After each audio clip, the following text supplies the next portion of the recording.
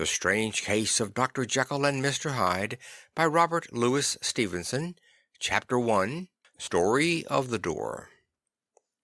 Mr. Utterson the lawyer was a man of a rugged countenance that was never lighted by a smile, cold, scanty, and embarrassed in discourse, backward in sentiment, lean, long, dusty, dreary, and yet somehow lovable. At friendly meetings, and when the wine was to his taste, something eminently human beaconed from his eye, something indeed which never found its way into his talk, but which spoke not only in these silent symbols of the after-dinner face, but more often and loudly in the acts of his life. He was austere with himself, drank gin when he was alone, to mortify a taste for vintages, and although he enjoyed the theatre, had not crossed the doors of one for 20 years. But he had an approved tolerance for others, sometimes wondering, almost with envy, at the high pressure of spirits involved in their misdeeds, and in any extremity inclined to help rather than to reprove. "I incline to Cain's heresy," he used to say quaintly. "I let my brother go to the devil in his own way." In this character it was frequently his fortune to be the last reputable acquaintance and the last good influence in the lives of down-going men. And to such as these, so long as they came about his chambers, he never marked a shade of change in his demeanour. No doubt this feat was easy to Mr. Utterson, for he was undemonstrative at the best, and even his friendship seemed to be founded in a similar catholicity of good nature. It is the mark of a modest man to accept his friendly circle ready-made from the hands of opportunity, and that was the lawyer's way.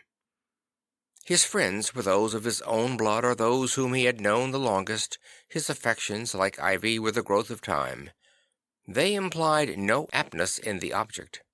Hence, no doubt, the bond that united him to Mr. Richard Enfield, his distant kinsman, the well-known man about town. It was a nut to crack for many, what these two could see in each other, or what subject they could find in common.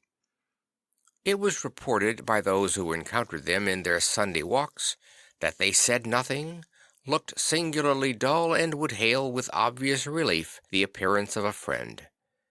For all that, the two men put the greatest store by these excursions, counted them the chief jewel of each week, and not only set aside occasions of pleasure, but even resisted the calls of business, that they might enjoy them uninterrupted.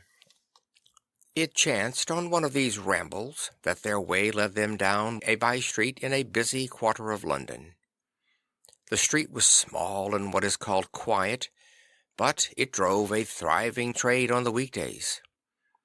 The inhabitants were all doing well, it seemed, and all emulously hoping to do better still, and laying out the surplus of their gains in coquetry, so that the shop fronts stood along that thoroughfare with an air of invitation, like rows of smiling saleswomen.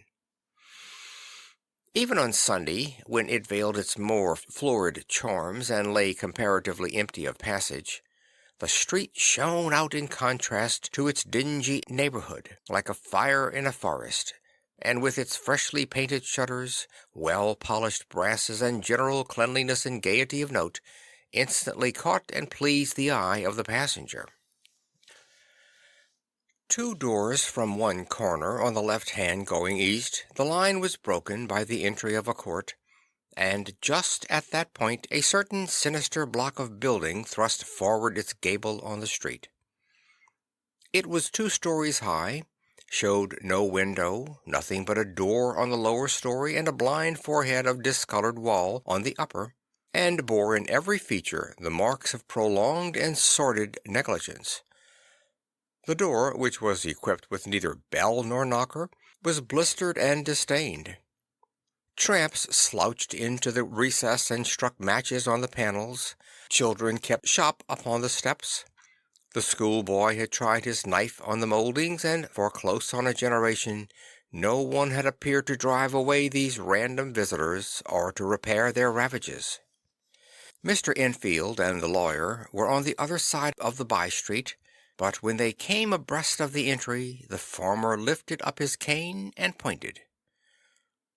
"Did you ever remark on that door?" he asked, and when his companion had replied in the affirmative, "It is connected in my mind," added he, "with a very odd story."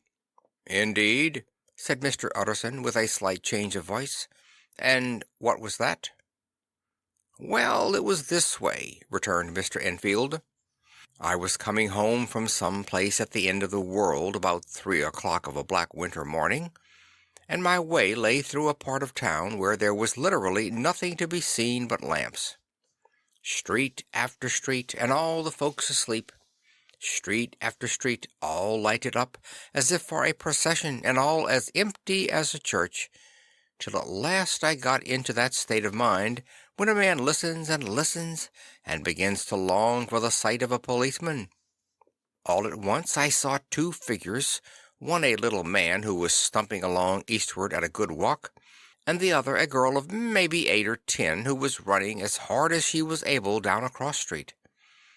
Well, sir, the two ran into one another naturally enough at the corner, and then came the horrible part of the thing, for the man trampled calmly over the child's body and left her screaming on the ground. It sounds nothing to hear, but it was hellish to see. It wasn't like a man, it was like some damned juggernaut. I gave a few halloa, took to my heels, collared my gentleman, and brought him back to where there was already quite a group about the screaming child. He was perfectly cool, and made no resistance, but gave me one look, so ugly that it brought out the sweat on me like running. The people who had turned out were the girl's own family, and pretty soon the doctor for whom she had been sent put in his appearance. Well, the child was not so much the worse, more frightened, according to the sawbones, and there you might have supposed would be an end to it. But there was one curious circumstance. I had taken a loathing to my gentleman at first sight. So had the child's family, which was only natural. But the doctor's case was what struck me. He was the usual cut and dry apothecary, of no particular age and colour, with a strong Edinburgh accent, and about as emotional as a bagpipe. Well, sir, he was like the rest of us. Every time he looked at my prisoner, I saw that Sawbones turn sick and white with a desire to kill him. I knew what was in his mind, just as he knew what was in mine, and killing being out of the question, we did the next best. We told the man we could and would make such a scandal out of this as should make his name stink from one end of London to the other. If he had any friends or any credit, we undertook that he should lose them. And all the time as we were pitching it in red hot, we were keeping the women off him as best we could, for they were as wild as harpies. I never saw a circle of such hateful faces, and there was the man in the middle with a kind of black sneering coolness, frightened too, I could see that, but carrying it off, sir, really like Satan. "If you choose to make capital out of this accident," said he, "I am naturally helpless. No gentleman but wishes to avoid a scene," says he. "Name your figure." Well, we screwed him up to £100 for the child's family. He would have clearly liked to stick out, but there was something about the lot of us that meant mischief, and at last he struck. The next thing was to get the money, and where do you think he carried us but to that place with the door? Whipped out a key, went in, and presently came back with a matter of £10 in gold, and a cheque for the balance on counts, drawn payable to bearer, and signed with a name that I can't mention, though it's one of the points of my story. But it was a name at least very well known and often printed. The figure was stiff, but the signature was good for more than that if it was only genuine. I took the liberty of pointing out to my gentleman that the whole business looked apocryphal, and that a man does not in real life walk into a cellar door at 4 in the morning and come out with another man's cheque for close upon £100. But he was quite easy and sneering. "Set your mind at rest," says he. "I will stay with you till the bank's open and cash the check myself." So we all set off, the doctor and the child's father, and our friend and myself, and passed the rest of the night in my chambers, and next day, when we had breakfasted, went in a body to the bank. I gave in the check myself, and said I had every reason to believe it was a forgery. Not a bit of it. The check was genuine. "Tut, tut," said Mr. Utterson. "I see you feel as I do," said Mr. Enfield. "Yes, it's a bad story, for my man was a fellow that nobody could have to do with, a really damnable man. And the person that drew the check is in the very pink of the proprieties, celebrated too, and, what makes it worse, one of your fellows who do what they call good. Blackmail, I suppose, an honest man paying through the nose for some of the capers of his youth. Blackmail House is what I call the place with the door in consequence. Though even that, you know, is far from explaining all," he added, and with the words fell into a vein of musing. From this he was recalled by Mr. Utterson, asking rather suddenly, "And you don't know if the drawer of the check lives there?" "A likely place, isn't it?" returned Mr. Enfield. "But I happen to have noticed his address. He lives in some square or other." "And you never asked about the place with the door?" said Mr. Utterson. "No, sir. I had a delicacy," was the reply. "I feel very strongly about putting questions. It partakes too much of the style of the day of judgment. You start a question, and it's like starting a stone. You sit quietly on the top of a hill, and away the stone goes, starting others, and presently some bland old bird, the last you would have thought of, is knocked on the head in his own back garden, and the family have to change their name. No, sir, I make it a rule of mine, the more it looks like Queer Street, the less I ask." "A very good rule, too," said the lawyer. "But I have studied the place for myself," continued Mr. Enfield. "It seems scarcely a house. There is no other door, and nobody goes in or out of that one but once in a great while the gentleman of my adventure. There are 3 windows looking on the court on the first floor, none below. The windows are always shut, but they're clean. And then there is a chimney which is generally smoking, so somebody must live there. And yet it's not so sure, for the buildings are so packed together about the court that it's hard to say where one ends and another begins." The pair walked on again for a while in silence, and then, "Enfield," said Mr. Utterson, "that's a good rule of yours." "Yes, I think it is," returned Enfield. "But for all that," continued the lawyer, "there's one point I want to ask. I want to ask the name of that man who walked over the child." "Well," said Mr. Enfield, "I can't see what harm it would do. It was a man of the name of Hyde." Said Mr. Utterson. "What sort of a man is he to see?" "He is not easy to describe. There is something wrong with his appearance, something displeasing, something downright detestable. I never saw a man I so disliked, and yet I scarce know why. He must be deformed somewhere. He gives a strong feeling of deformity, although I couldn't specify the point. He's an extraordinary looking man, and yet I really can name nothing out of the way. No, sir, I can make no hand of it. I can't describe him. But it's not want of memory, for I declare I can see him this moment." Mr. Utterson again walked some way in silence, and obviously under a weight of consideration. "You are sure he used a key?" he inquired at last. "My dear sir," began Enfield, surprised out of himself. "Yes, I know," said Utterson. "I know it must seem strange. The fact is, if I do not ask you the name of the other party, it is because I know it already. You see, Richard, your tale has gone home. If you have been inexact in any point, You had better correct it." "I think you might have warned me," returned the other with a touch of sullenness, "but I have been pedantically exact, as you call it.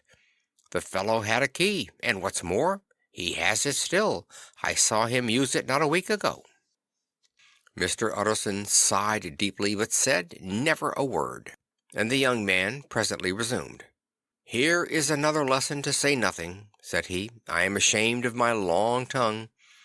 Let us make a bargain never to refer to this again." "With all my heart," said the lawyer. "I shake hands on that, Richard." End of Chapter 1. Chapter 2. Search for Mr. Hyde. That evening Mr. Utterson came home to his bachelor house in somber spirits, and sat down to dinner without relish. It was his custom of a Sunday, when this meal was over, to sit close by the fire, a volume of some dry divinity on his reading desk, until the clock of the neighbouring church rang out the hour of 12, when he would go soberly and gratefully to bed. On this night, however, as soon as the cloth was taken away, he took up a candle and went into his business room. There he opened his safe, took from the most private part of it a document endorsed on the envelope as Dr. Jekyll's will, and sat down with a clouded brow to study its contents. The will was a holograph, for Mr. Utterson, though he took charge of it now that it was made, had refused to lend the least assistance in the making of it. It provided not only that in case of the decease of Henry Jekyll, M.D., D.C.L., L.L.D., F.R.S., etc., all his possessions were to pass into the hands of his "friend and benefactor, Edward Hyde."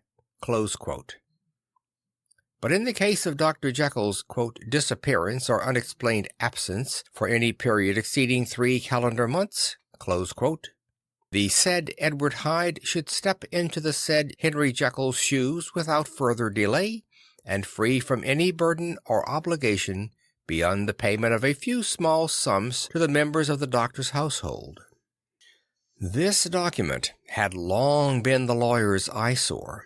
It offended him both as a lawyer and as a lover of the sane and customary sides of life, to whom the fanciful was the immodest. And hitherto it was his ignorance of Mr. Hyde that had swelled his indignation. Now, by a sudden turn, it was his knowledge. It was already bad enough when the name was but a name of which he could learn no more. It was worse when it began to be clothed upon with detestable attributes, and out of the shifting, insubstantial mists that had so long baffled his eye, there leaped up the sudden, definite presentiment of a fiend. "I thought it was madness," he said, as he replaced the obnoxious paper in the safe, "and now I begin to fear it is disgrace." With that he blew out his candle, put on a greatcoat, and set forth in the direction of Cavendish Square, that citadel of medicine where his friend the great Dr. Lanyon had his house and received his crowding patients. If anyone knows, it will be Landon, he had thought. The solemn butler knew and welcomed him. He was subjected to no stage of delay, but ushered directly from the door to the dining room, where Dr. Lanyon sat alone over his wine. This was a hearty, healthy, dapper, red-faced gentleman, with a shock of hair prematurely white, and a boisterous and decided manner. At the sight of Mr. Utterson he sprang up from his chair and welcomed him with both hands. The geniality, as was the way of the man, was somewhat theatrical to the eye, but it reposed on genuine feeling. For these two were old friends, old mates both at school and college, both thorough respecters of themselves and of each other, and, what does not always follow, men who thoroughly enjoyed each other's company. After a little rambling talk, the lawyer led up to the subject which so disagreeably preoccupied his mind. "I suppose, Lanyon," said he, You and I must be the two oldest friends that Henry Jekyll has." "I wish the friends were younger," chuckled Dr. Lanyon, "but I suppose we are. And what of that? I see little of him now." "Indeed," said Utterson. "I thought you had a bond of common interest." "We had," was the reply. "But it is more than 10 years since Henry Jekyll became too fanciful for me.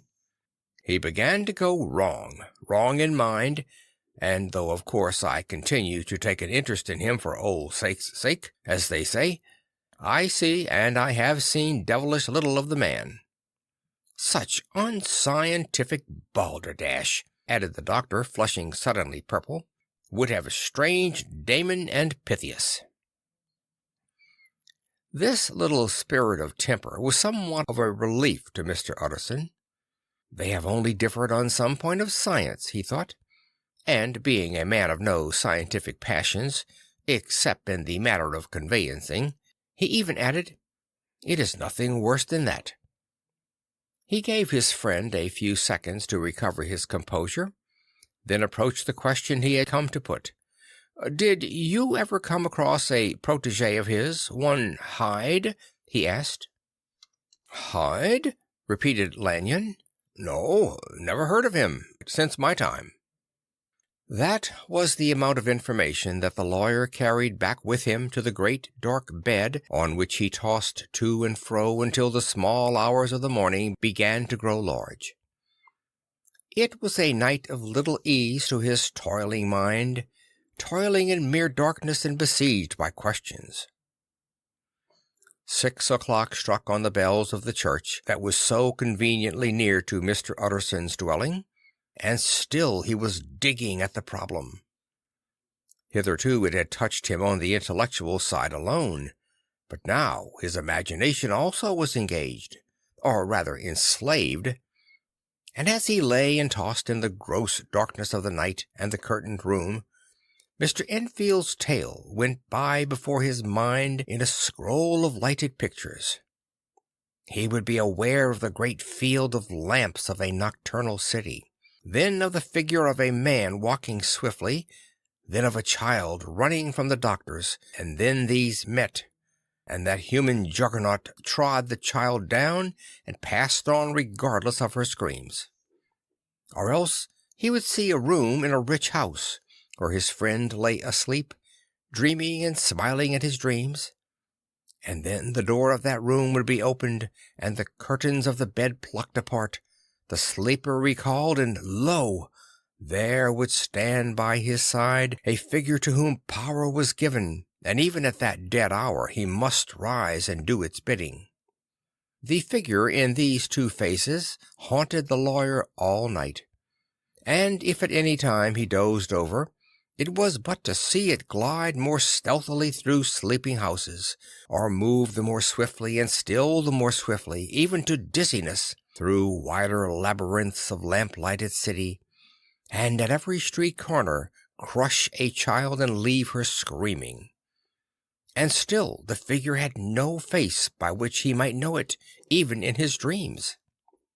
It had no face, or one that baffled him and melted before his eyes, and thus it was that there sprang up and grew apace in the lawyer's mind a singularly strong, almost an inordinate curiosity to behold the features of the real Mr. Hyde.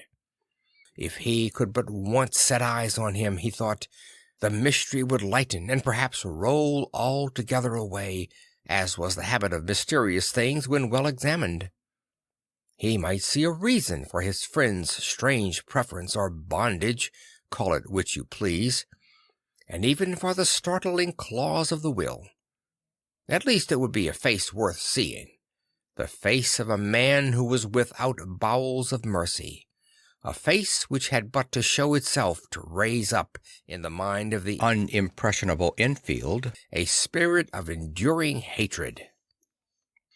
From that time forward, Mr. Utterson began to haunt the door in the by-street of shops. In the morning, before office hours, at noon, when business was plenty and time scarce, at night, under the face of the fogged city moon, By all lights and at all hours of solitude or concourse, the lawyer was to be found on his chosen post. "If he be Mr. Hyde," he had thought, "I shall be Mr. Seek." And at last his patience was rewarded. It was a fine, dry night, frost in the air, the streets as clean as a ballroom floor, the lamps unshaken by any wind, drawing a regular pattern of light and shadow. By 10 o'clock, when the shops were closed, the by-street was very solitary, and, in spite of the low growl of London from all round, very silent. Small sounds carried far. Domestic sounds out of the houses were clearly audible on either side of the roadway, and the rumour of the approach of any passenger preceded him by a long time. Mr. Utterson had been some minutes at his post, when he was aware of odd light footsteps drawing near. In the course of his nightly patrols he had long grown accustomed to the quaint effect with which the footfalls of a single person, while he is still a great way off, suddenly spring out distinct from the vast hum and clatter of the city. Yet his attention had never before been so sharply and decisively arrested, and it was with a strong superstitious prevision of success that he withdrew into the entry of the court. The steps grew swiftly nearer, and swelled out suddenly louder as they turned the end of the street. The lawyer, looking forth from the entry, could see what manner of man he had to deal with. He was small and very plainly dressed, and the look of him, even at that distance, went somehow strongly against the watcher's inclination. But he made straight for the door, crossing the roadway to save time, and as he came, he drew a key from his pocket like one approaching home. Mr. Utterson stepped out and touched him on the shoulder as he passed. "Mr. Hyde, I believe?" Mr. Hyde shrank back with a hissing intake of the breath. But his fear was only momentary, and though he did not look the lawyer in the face, he answered coolly enough, "That is my name. What do you want?" "I see you are going in," returned the lawyer. "I'm an old friend of Dr. Jekyll's, Mr. Utterson of Gaunt Street. You must have heard of my name, and meeting you so conveniently, I thought you might admit me." "You will not find Dr. Jekyll. He is from home," replied Mr. Hyde, blowing in the key. And then suddenly, but still without looking up, "How did you know me?" he asked. "On your side," said Mr. Utterson, "will you do me a favour?" "With pleasure," replied the other. "What shall it be?" "Will you let me see your face?" asked the lawyer. Mr. Hyde appeared to hesitate, and then, as if upon some sudden reflection, fronted about with an air of defiance, and the pair stared at each other pretty fixedly for several seconds. "Now I shall know you again," said Mr. Utterson. "It may be useful." "Yes," returned Mr. Hyde. "It is as well we have met, and à propos, you should have my address." And he gave a number of a street in Soho. "Good God!" thought Mr. Utterson. "Can he too have been thinking of the will?" But he kept his feelings to himself, and only grunted in acknowledgment of the address. "And now," said the other, "how did you know me?" "By description," was the reply. "Whose description?" "We have common friends," said Mr. Utterson. "Common friends," echoed Mr. Hyde a little hoarsely. "Who are they?" "Jekyll, for instance," said the lawyer. "He never told you," cried Mr. Hyde with a flush of anger. "I did not think you would have lied." "Come," said Mr. Utterson, "that is not fitting language." The other snarled aloud into a savage laugh, and at the next moment, with extraordinary quickness, he had unlocked the door and disappeared into the house. The lawyer stood a while when Mr. Hyde had left him, the picture of disquietude. Then he began slowly to mount the street, pausing every step or two, and putting his hand to his brow like a man in mental perplexity. The problem he was thus debating as he walked was one of a class that is rarely solved. Mr. Hyde was pale and dwarfish. He gave an impression of deformity without any nameable malformation. He had a displeasing smile. He had borne himself to the lawyer with a sort of murderous mixture of timidity and boldness, and he spoke with a husky, whispering, and somewhat broken voice. All these were points against him, but not all of these together could explain the hitherto unknown disgust, loathing, and fear with which Mr. Utterson regarded him. "There must be something else," said the perplexed gentleman. "There is something more, if I could find a name for it. God bless me, the man seems hardly human. Something troglodytic, shall we say? Or can it be the old story of Dr. Fell? Or is it the mere radiance of a foul soul that thus transpires through and transfigures its clay continent? The last, I think. For oh, my poor old Harry Jekyll, if ever I read Satan's signature upon a face, it is upon that of your new friend." Round the corner from the by-street there was a square of ancient handsome houses, now for the most part decayed from their high estate and let in flats and chambers to all sorts and conditions of men, map engravers, architects, shady lawyers, and the agents of obscure enterprises. One house, however, second from the corner, was still occupied entire, and at the door of this, which wore a great air of wealth and comfort, though it was now plunged in darkness except for the fanlight, Mr. Utterson stopped and knocked. A well-dressed elderly servant opened the door. "Is Dr. Jekyll at home, Poole?" asked the lawyer. "I will see, Mr. Utterson," said Poole, admitting the visitor, as he spoke, into a large, low-roofed, comfortable hall paved with flags, warmed, after the fashion of a country house, by a bright open fire and furnished with costly cabinets of oak. "Will you wait here by the fire, sir, or shall I give you a light in the dining-room?" "Here, thank you," said the lawyer, and he drew near and leaned on the tall fender. This hall, in which he was now left alone, was a pet fancy of his friend the doctor's, and Utterson himself was wont to speak of it as the pleasantest room in London. But tonight there was a shudder in his blood. The face of Hyde sat heavy on his memory. He felt, what was rare with him, a nausea and distaste of life, and in the gloom of his spirits he seemed to read a menace in the flickering of the firelight on the polished cabinets and the uneasy starting of the shadow on the roof. He was ashamed of his relief when Poole presently returned to announce that Dr. Jekyll was gone out. "I saw Mr. Hyde go in by the old dissecting room, Poole," he said. "Is that right when Dr. Jekyll is from home?" "Quite right, Mr. Utterson, sir," replied the servant. "Mr. Hyde has a key." "Your master seems to repose a great deal of trust in that young man, Poole," resumed the other musingly. "Yes, sir, he does indeed," said Poole. "We have all orders to obey him." "I do not think I have ever met Mr. Hyde?" asked Utterson. "Oh, dear no, sir. He never dines here," replied the butler. "Indeed, we see very little of him on this side of the house. He mostly comes and goes by the laboratory." "Well, good night, Poole." "Good night, Mr. Utterson." And the lawyer set out homeward with a very heavy heart.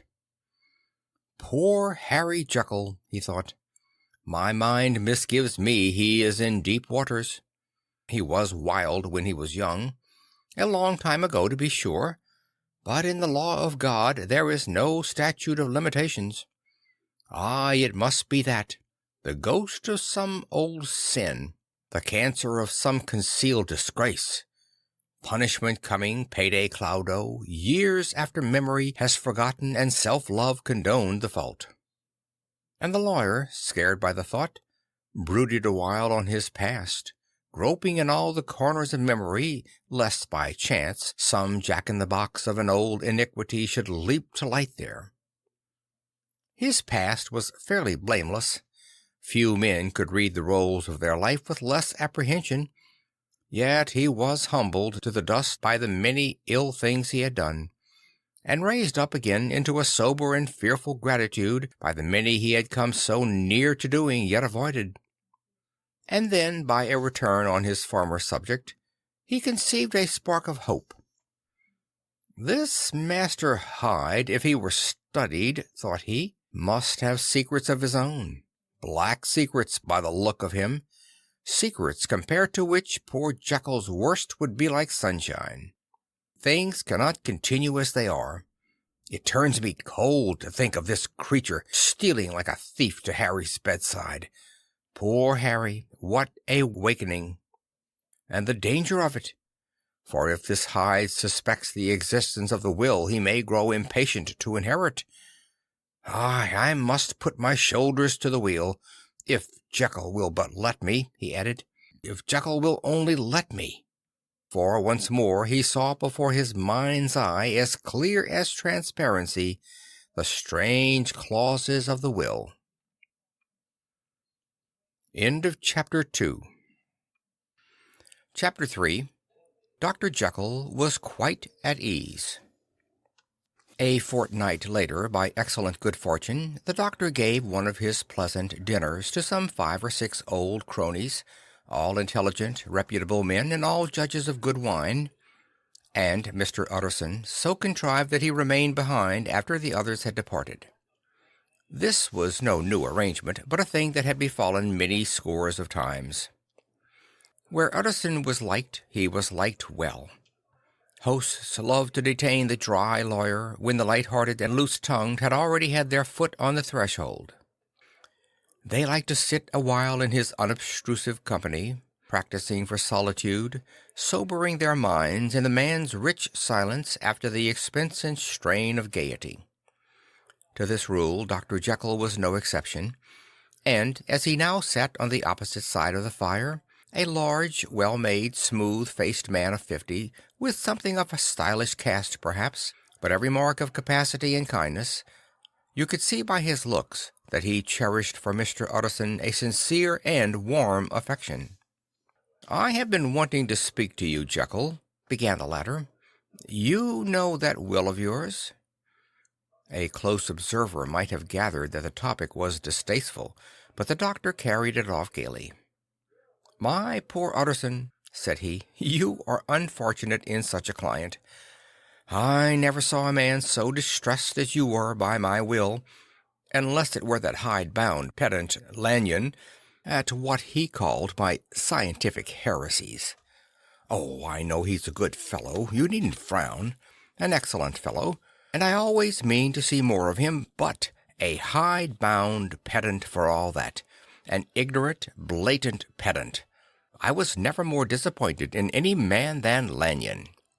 "You know I never approved of it," pursued Utterson, ruthlessly disregarding the fresh topic. "My will? Yes, certainly I know that," said the doctor a trifle sharply. "You have told me so." "Well, I tell you so again," continued the lawyer. "I have been learning something of young Hyde." The large, handsome face of Dr. Jekyll grew pale to the very lips, and there came a blackness about his eyes. "I do not care to hear more," said he. "This is a matter I thought we had agreed to drop." "What I heard was abominable," said Utterson. "It can make no change. You do not understand my position," returned the doctor with a certain incoherency of manner. "I am painfully situated, Utterson. My position is very strange, a very strange one. It is one of those affairs that cannot be mended by talking." "Jekyll," said Utterson, "you know me. I'm a man to be trusted. Make a clean breast of this in confidence, and I make no doubt I can get you out of it." "My good Utterson," said the doctor, "this is very good of you. This is downright good of you, and I cannot find words to thank you in. I believe you fully. I would trust you before any man alive, aye, before myself, if I could make the choice. But indeed it isn't what you fancy. It is not as bad as that, and just to put your good heart at rest, I will tell you one thing. The moment I choose, I can be rid of Mr. Hyde. I give you my hand upon that, and I thank you again and again. And I will add just one little word, Utterson, that I'm sure you'll take in good part. This is a private matter, and I beg of you to let it sleep." Utterson reflected a little, looking in the fire. "I have no doubt you are perfectly right," he said at last, getting to his feet. "Well, but since we have touched upon this business, and for the last time, I hope," continued the doctor, "there is one point I should like you to understand. I have really a very great interest in poor Hyde. I know you have seen him, he told me so, and I fear he was rude. But I do sincerely take a very great interest in that young man, and if I am taken away, Utterson, I wish you to promise me that you will bear with him and get his rights for him. I think you would, if you knew all, and it would be a weight off my mind if you would promise." "I can't pretend that I shall ever like him," said the lawyer. "I don't ask that," pleaded Jekyll, laying his hand upon the other's arm. "I only ask for justice. I only ask you to help him for my sake, when I am no longer here." Utterson heaved an irrepressible sigh. "Well," said he, "I promise." End of Chapter 3. Chapter 4. The Carew Murder Case. Nearly a year later, in the month of October, 18 —, London was startled by a crime of singular ferocity, and rendered all the more notable by the high position of the victim. The details were few and startling. A maid-servant, living alone in a house not far from the river, had gone upstairs to bed about 11. Although a fog rolled over the city in the small hours, the early part of the night was cloudless, and the lane, which the maid's window overlooked, was brilliantly lit by the full moon. It seems she was romantically given, for she sat down upon her box, which stood immediately under the window, and fell into a dream of musing. "Never," she used to say with streaming tears when she narrated that experience, "never had she felt more at peace with all men, or thought more kindly of the world." And as she so sat, she became aware of an aged, beautiful gentleman with white hair drawing near along the lane, and advancing to meet him another and very small gentleman, to whom at first she paid less attention.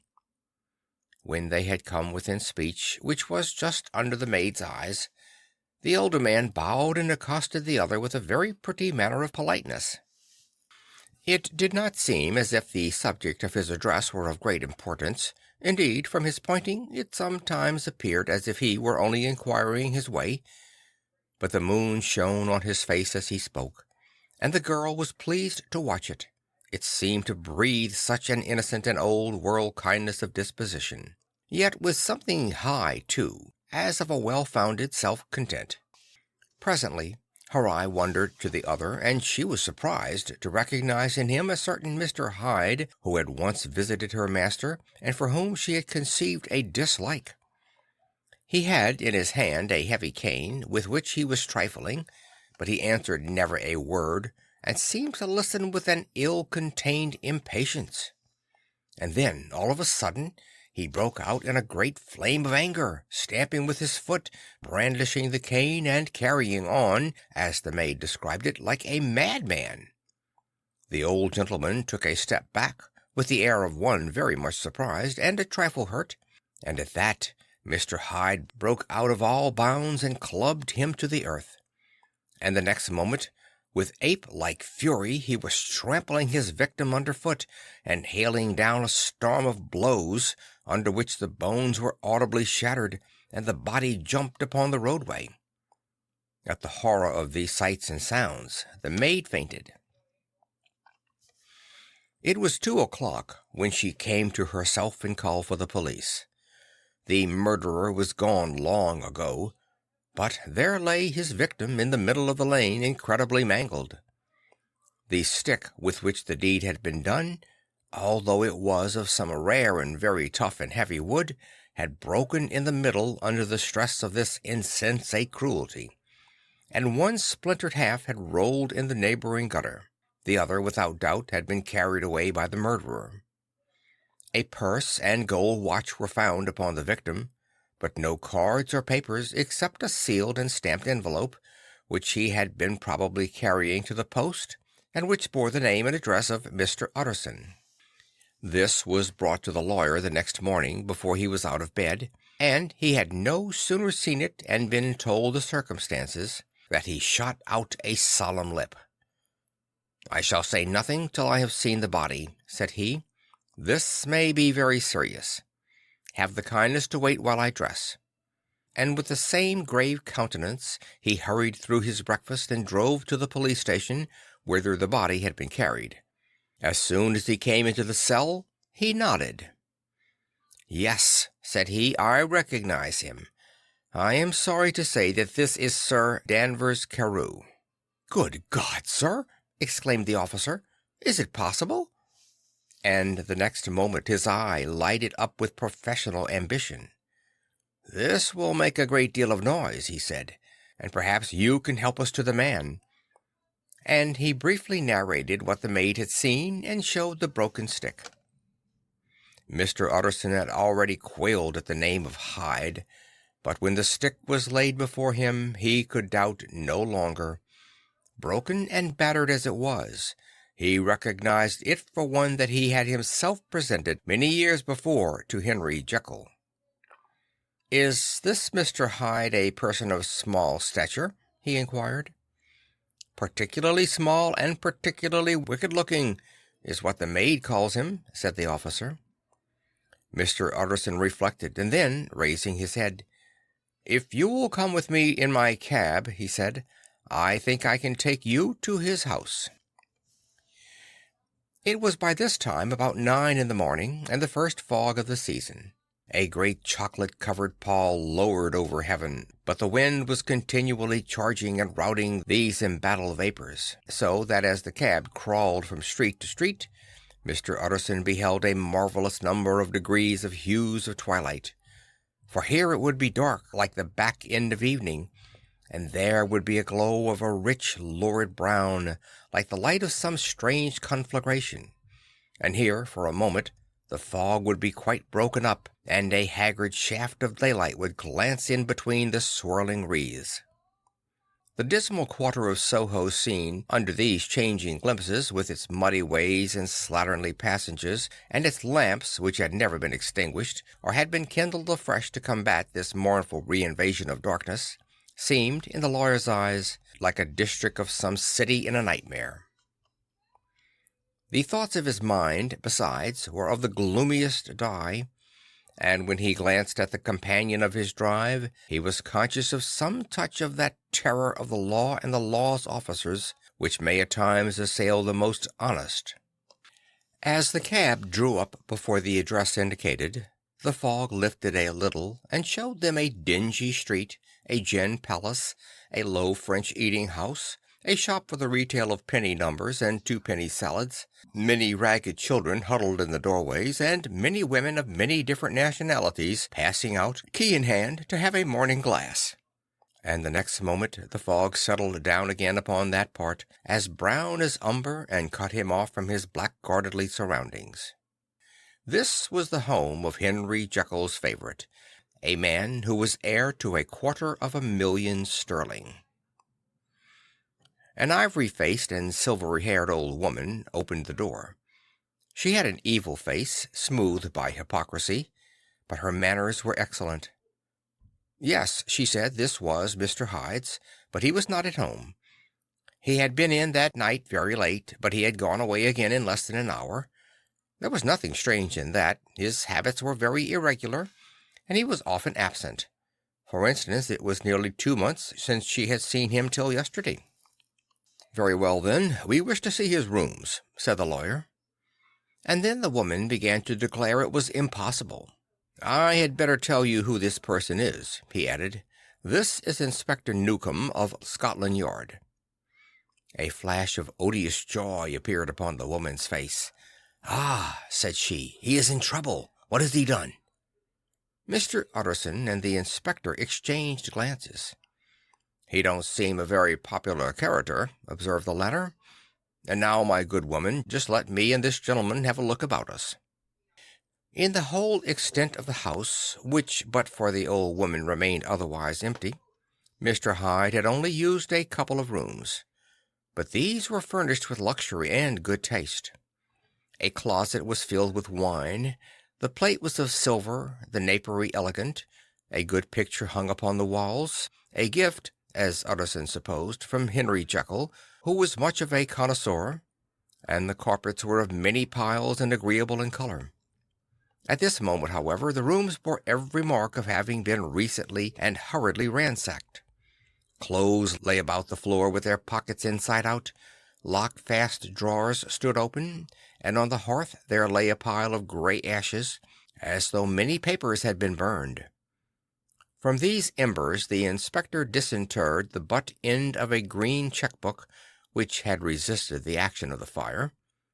The other half of the stick was found behind the door, and as this clinched his suspicions, the officer declared himself delighted. A visit to the bank, where several £1,000s were found to be lying to the murderer's credit, completed his gratification. "You may depend upon it, sir," he told Mr. Utterson, "I have him in my hand. He must have lost his head, or he never would have left the stick, or, above all, burned the cheque-book. Why, money's life to the man. We have nothing to do but wait for him at the bank and get out the handbills." This last, however, was not so easy of accomplishment, for Mr. Hyde had numbered few familiars. Even the master of the servant maid had only seen him twice. His family could nowhere be traced. He had never been photographed, and the few who could describe him differed widely, as common observers will. Only on one point were they agreed, and that was the haunting sense of unexpressed deformity with which the fugitive impressed his beholders. End of Chapter 4. Chapter 5. Incident of the Letter. It was late in the afternoon when Mr. Utterson found his way to Dr. Jekyll's door, where he was at once admitted by Poole and carried down by the kitchen offices and across a yard, which had once been a garden, to the building which was indifferently known as the laboratory or dissecting rooms. The doctor had bought the house from the heirs of a celebrated surgeon, and his own tastes, being rather chemical than anatomical, had changed the destination of the block at the bottom of the garden. It was the first time that the lawyer had been received in that part of his friend's quarters, and he eyed the dingy windowless structure with curiosity, and gazed round with a distasteful sense of strangeness as he crossed the theatre, once crowded with eager students and now lying gaunt and silent, the tables laden with chemical apparatus, the floor strewn with crates and littered with packing straw, and the light falling dimly through the foggy cupola.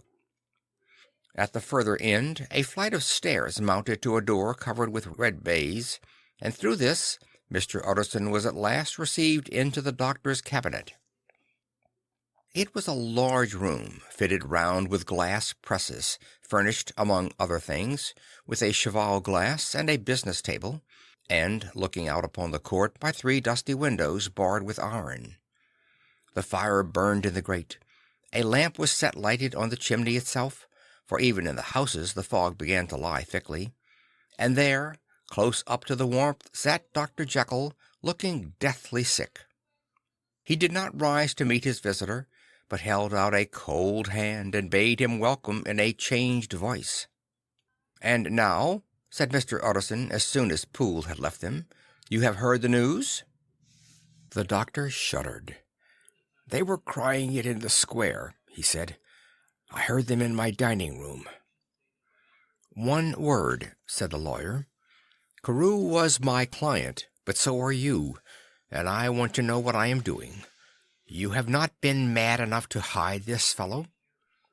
"Utterson, I swear to God," cried the doctor, "I swear to God I will never set eyes on him again. I bind my honor to you that I am done with him in this world. It is all at an end, and indeed he does not want my help. You do not know him as I do. He is safe, He is quite safe, mark my words. He will never more be heard of." The lawyer listened gloomily. He did not like his friend's feverish manner. "You seem pretty sure of him," said he, "and for your sake I hope you may be right. If it came to a trial, your name might appear." "I'm quite sure of him," replied Jekyll. "I have grounds for certainty that I cannot share with anyone. But there is one thing on which you may advise me. I have received a letter, and I am at a loss whether I should show it to the police. I should like to leave it in your hands, Utterson. You would judge wisely, I am sure. I have so great a trust in you." "You fear, I suppose, that it might lead to his detection?" asked the lawyer. "No," said the other, "I cannot say that I care what becomes of Hyde. I am quite done with him. I was thinking of my own character, which this hateful business has rather exposed." Utterson ruminated a while. He was surprised at his friend's selfishness, and yet relieved by it. "Well," said he at last, "let me see the letter." The letter was written in an odd, upright hand, and signed Edward Hyde, and it signified, briefly enough, that the writer's benefactor, Dr. Jekyll, whom he had long so unworthily repaid for 1,000 generosities, need labor under no alarm for his safety, as he had means of escape on which he placed a sure dependence. The lawyer liked this letter well enough. It put a better color on the intimacy than he had looked for, and he blamed himself for some of his past suspicions. "Have you the envelope?" he asked. "I burned it," replied Jekyll, "before I thought what I was about. But it bore no postmark. The note was handed in." "Shall I keep this and sleep upon it?" asked Utterson. "I wish you to judge for me entirely," was the reply. "I have lost confidence in myself." "Well, I shall consider," returned the lawyer. "And now one word more. It was Hyde who dictated the terms in your will about that disappearance?" The doctor seemed seized with a qualm of faintness. He shut his mouth tight and nodded. "I knew it," said Utterson. "He meant to murder you. You had a fine escape." "I have had what is far more to the purpose," returned the doctor solemnly. "I have had a lesson. Oh, God, Utterson, what a lesson I have had!" And he covered his face for a moment with his hands. On his way out, the lawyer stopped and had a word or two with Poole. "By the by," said he, "there was a letter handed in today. What was the messenger like?" But Poole was positive nothing had come except by post, and only circulars at that, he added. This news sent off the visitor with his fears renewed. Plainly the letter had come by the laboratory door. Possibly, indeed, it had been written in the cabinet, and if that were so, it must be differently judged, and handled with the more caution. The newsboys, as he went, were crying themselves along the footways. "Special edition! Shocking murder of an MP!" That was the funeral oration of one friend and client, and he could not help a certain apprehension lest the good name of another should be sucked down in the eddy of the scandal. It was at least a ticklish decision that he had to make, and, self-reliant as he was by habit, he began to cherish a longing for advice. It was not to be had directly, but perhaps he thought it might be fished for. Presently after, he sat on one side of his own hearth, with Mr. Guest, his head clerk, upon the other, and midway between, at a nicely calculated distance from the fire, a bottle of a particular old wine that had long dwelt unsunned in the foundations of his house. The fog still slept on the wing above the drowned city, where the lamps glimmered like carbuncles, and through the muffle and smother of these fallen clouds, the procession of the town's life was still rolling in through the great arteries with a sound as of a mighty wind. But the room was gay with firelight. In the bottle the acids were long ago resolved. The imperial dye had softened with time, as the color grows rich in stained windows, and the glow of hot autumn afternoons on hillside vineyards was ready to be set free and to disperse the fogs of London. Insensibly the lawyer melted. There was no man from whom he kept fewer secrets than Mr. Guest, and he was not always sure that he kept as many as he meant. Guest had often been on business to the doctor's. He knew Poole. He could scarcely have failed to hear of Mr. Hyde's familiarity about the house. He might draw conclusions. Was it not as well, then, that he should see a letter which put that mystery to right? And above all, since Guest, being a great student and critic of handwriting, would consider the step natural and obliging? The clerk, besides, was a man of counsel. He could scarce read so strange a document without dropping a remark, and by that remark Mr. Utterson might shape his future course. "This is a sad business about Sir Danvers," he said. "Yes, sir, indeed. It has elicited a great deal of public feeling," returned Guest. "The man, of course, was mad." "I should like to hear your views on that," replied Utterson. "I have a document here in his handwriting. It is between ourselves, for I scarce know what to do about it. It is an ugly business at the best. But there it is, quite in your way, a murderer's autograph." Guest's eyes brightened, and he sat down at once and studied it with passion. "No, sir," he said, "not mad, but it is an odd hand." "And by all accounts a very odd writer," added the lawyer. Just then the servant entered with a note.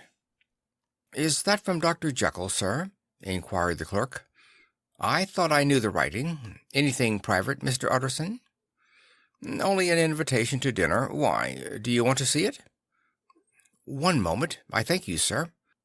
And the clerk laid the 2 sheets of paper alongside and sedulously compared their contents.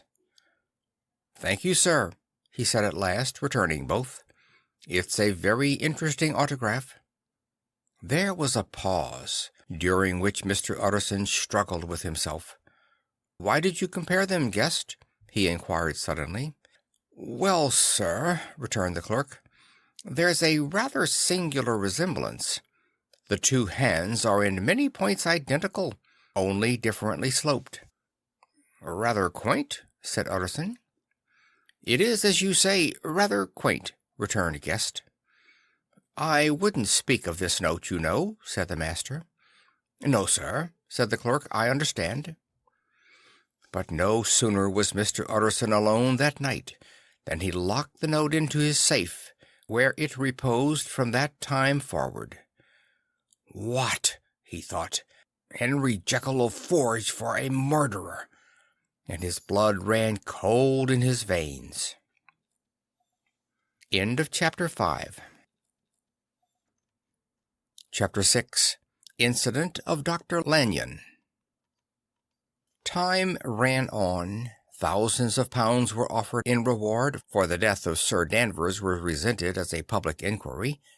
But Mr. Hyde had disappeared out of the ken of the police as though he had never existed. Much of his past was unearthed, indeed, and all disreputable. Tales came out of the man's cruelty, at once so callous and violent, of his vile life, of his strange associates, of the hatred that seems to have surrounded his career, but of his present whereabouts not a whisper. From the time he had left the house in Soho on the morning of the murder, he was simply blotted out, and gradually, as time drew on, Mr. Utterson began to recover from the hotness of his alarm, and to grow more at quiet with himself. The death of Sir Danvers was, to his way of thinking, more than paid for by the disappearance of Mr. Hyde. Now that that evil influence had been withdrawn, a new life began for Dr. Jekyll. He came out of his seclusion, renewed relations with his friends, became once more their familiar guest and entertainer, and whilst he had always been known for charities, he was now no less distinguished for religion. He was busy, he was much in the open air, he did good, His face seemed to open and brighten as if with an inward consciousness of service.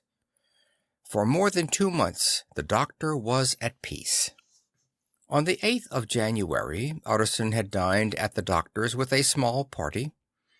Lanyon had been there, and the face of the host had looked from one to the other, as in the old days, when the trio were inseparable friends. On the 12th, and again on the 14th, the door was shut against the lawyer. The doctor was confined to the house, Poole said, and saw no one. On the 15th he tried again, and was again refused, and having now been used for the last 2 months to see his friend almost daily, he found this return of solitude to weigh upon his spirits. The 5th night he had in guests to dine with him, and the 6th he betook himself to Dr. Lanyon's. There, at least, he was not denied admittance, but when he came in, he was shocked at the change which had taken place in the doctor's appearance. He had his death warrant written legibly upon his face. The rosy man had grown pale. His flesh had fallen away. He was visibly balder and older. And yet it was not so much these tokens of swift physical decay that arrested the lawyer's notice, as a look in the eye and quality of manner that seemed to testify to some deep-seated terror of the mind. It was unlikely that the doctor should fear death, and yet that was what Utterson was tempted to suspect. Yes, he thought, he is a doctor. He must know his own state, and that his days are counted, and the knowledge is more than he can bear. And yet when Utterson remarked on his ill looks, it was with an air of great firmness that Lanyon declared himself a doomed man. "I have had a shock," he said, "and I shall never recover. It is a question of weeks. Well, life has been pleasant. I liked it, yes, sir, I used to like it. I sometimes think if we knew all, we should be more glad to get away." "Jekyll is ill, too," observed Utterson. "Have you seen him?" But Lanyon's face changed, and he held up a trembling hand. "I wish to see or hear no more of Dr. Jekyll," he said in a loud, unsteady voice. "I am quite done with that person, and I beg that you will spare me any allusion to one whom I regard as dead." "Tut, tut," said Mr. Utterson, and then, after a considerable pause, "Can't I do anything?" he inquired. "We are 3 very old friends, Lanyon. We shall not live to make others." "Nothing can be done," returned Lanyon. "Ask himself." "He will not see me," said the lawyer. "I am not surprised at that," was the reply. "Some day, Utterson, after I am dead, you may perhaps come to learn the right and wrong of this. I cannot tell you. And in the meantime, if you can sit and talk with me of other things, for God's sake stay and do so.